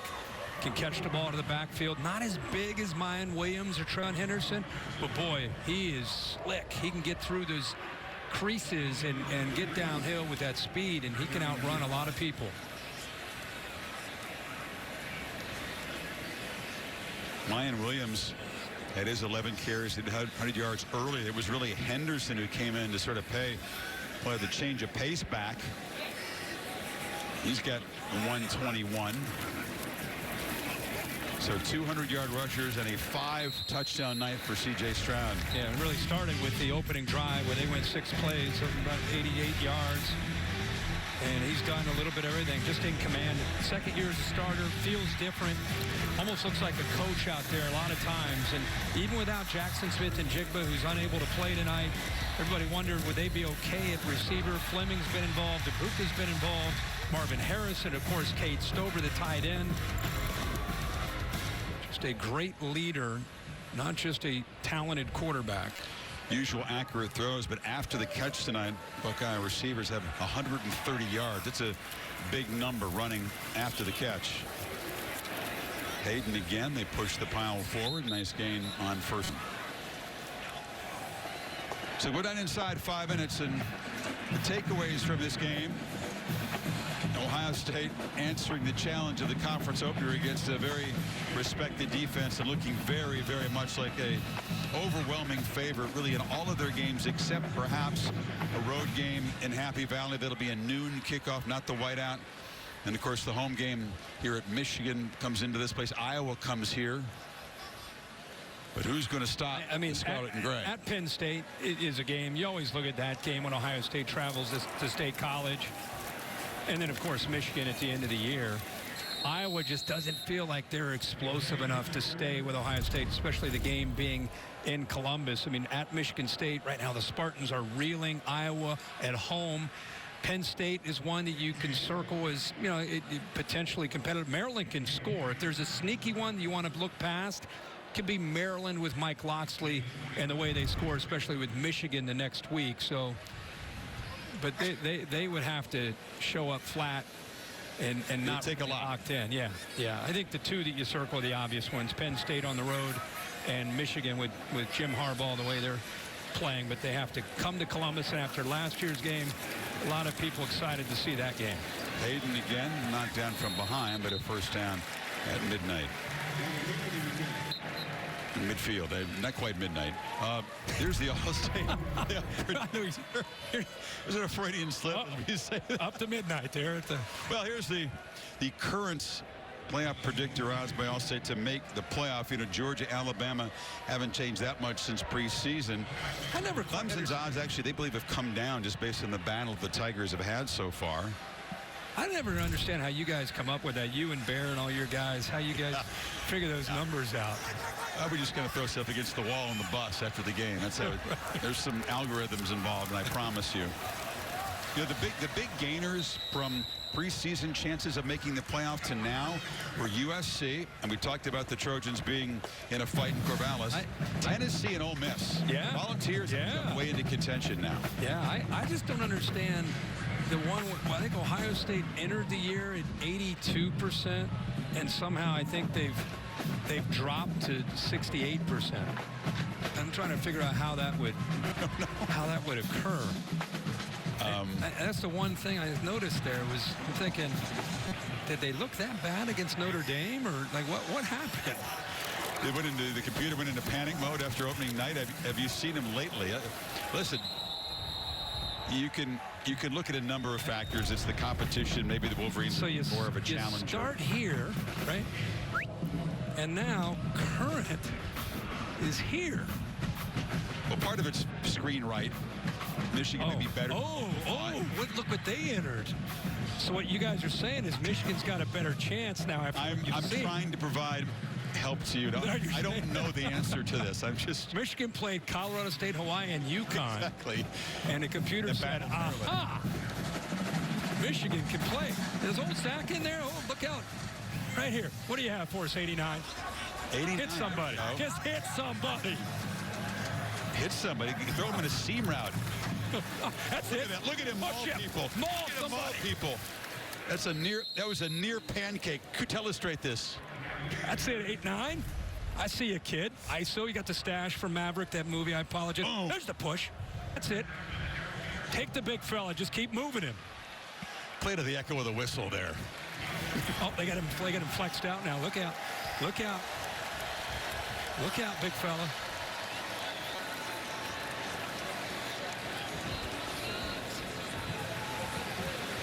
It's an interesting tight end room. You got guys over there. We talked about Stover coming over from linebacker. Rossi was a running back. G. Scott's a wide receiver. Your kid fit right in there. It's kind of a room of misfits who found their way to tight end, right? Yeah. Just don't know about the stash. I don't know what's going on with that. A lot of the guys are doing that. It's not for Dad to question the facial hair at this point. Grown man. No. Final minute here at the Horseshoe. Reminder about Sunday NFL Countdown, which is coming up soon. Josh Allen one-on-one.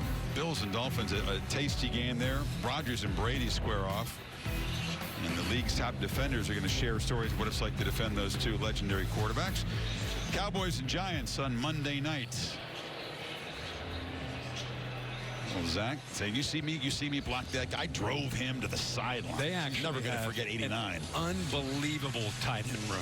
Kevin Wilson, the offensive coordinator, runs that group, and they have a great group, great bunch of guys, tight group. Sober was telling me that he really does feel a connection because they have found the tight end position from other places in the field. They have that, and they kind of have a traditional tight end, and then you also see with Mitch Rossi more that H-back, almost fullback type of guy.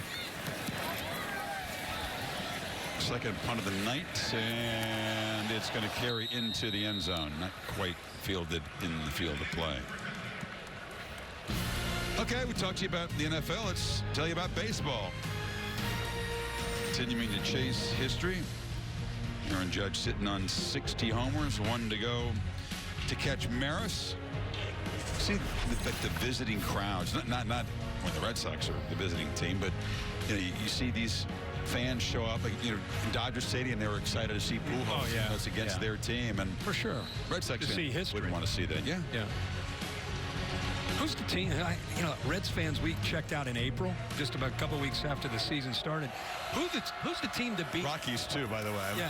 Who's it? The Astros or who? Bear, who's the team to beat in baseball? Dodgers are in there.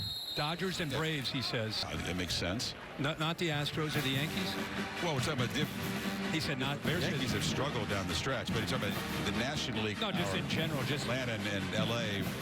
People are already starting to how would they match up in a series, pitching matchups. Yeah. Well, C.J. Stroud, sharp from the start. Exactly what Ryan Day wanted. Come out, make a statement, click early, put the Badgers behind. And Wisconsin pretty much reeling from the early minutes of this game on. Day is going to remain perfect against unranked teams in his coaching career. Still just the one home loss for Day coach teams. And Ohio State going to 1-0 in conference play. Heisman campaign Still cranked up. Only 4 games in. Long way to go, but C.J. Stroud and company continue to be scary efficient, even without their playmaking best wide receiver. You can crank up the victory bell. Southwest quarter of Ohio Stadium. An Alpha Phi Omega fraternity after every Buckeye home win. Rings that up. Goes back to 1954, and it'll be ringing momentarily. Sweet sound of victory in Columbus. C.J. Stroud with Holly Rowe. C.J., first Big Ten win. What helped you be so sharp to start this game? First and foremost, I want to give all growing players to my Lord and Savior, Jesus Christ. I wouldn't be here without him, so got to do that. But like you said, first Big Ten game definitely was a big-time game, so we definitely want to come out and start early and just really have fun, man, and just execute. And I feel like we did that. So the defense played their butts off, our O-line played great, and I just had to do what I had to do. You had some really great throws, really great plays. You made plays with your feet as well. Tell me about your repertoire right now, from your tight ends to your wide receivers. You seem to be hitting everybody. Yeah, I definitely think we built that chemistry in the offseason, just working routes, just working timing, things like that. But we can always be better, so got to get back to the drawing board for next game.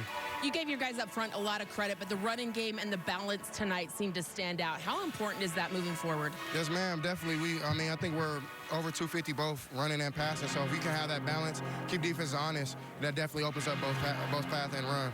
First step to Indianapolis, how did it feel? Good, definitely got to keep building, but all glory to God. Thank you. Thank you. He's spot on the stats. 250+ running and passing. You don't lose often when that happens.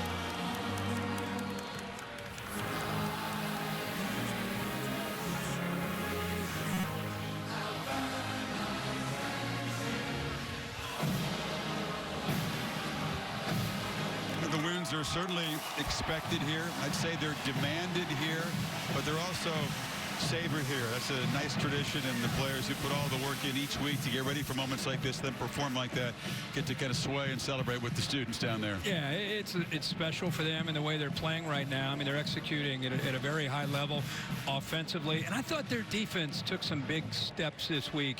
Didn't play necessarily dominant football, according to Jim Knowles, against Toledo, and I think this was an impressive performance, especially the first half of the game. Yeah, gave up a couple of methodical drives, and the score was lopsided, and then Allen got out for that late touchdown. But I think you're right. There's a lot to like on really all phases for Ohio State. They continue to look very much like the team to beat in the Big Ten Conference. 200-yard rushers, 2 touchdown catches for Ibuka and for Stover, 5 of them thrown by Stroud tonight. Wisconsin loses Cundiff, their tight end. We wish him the best, and we'll see if the Badgers can regroup, become the team to beat out west, and perhaps earn a chance to take another swing at Ohio State in Indy. Tonight's game produced by Bill Bonnell, directed by Derek Mobley. We appreciate our hard work and our crowd. Always nice to visit Columbus one more time. Except to the West Coast, your ABC local news. Good night from Columbus.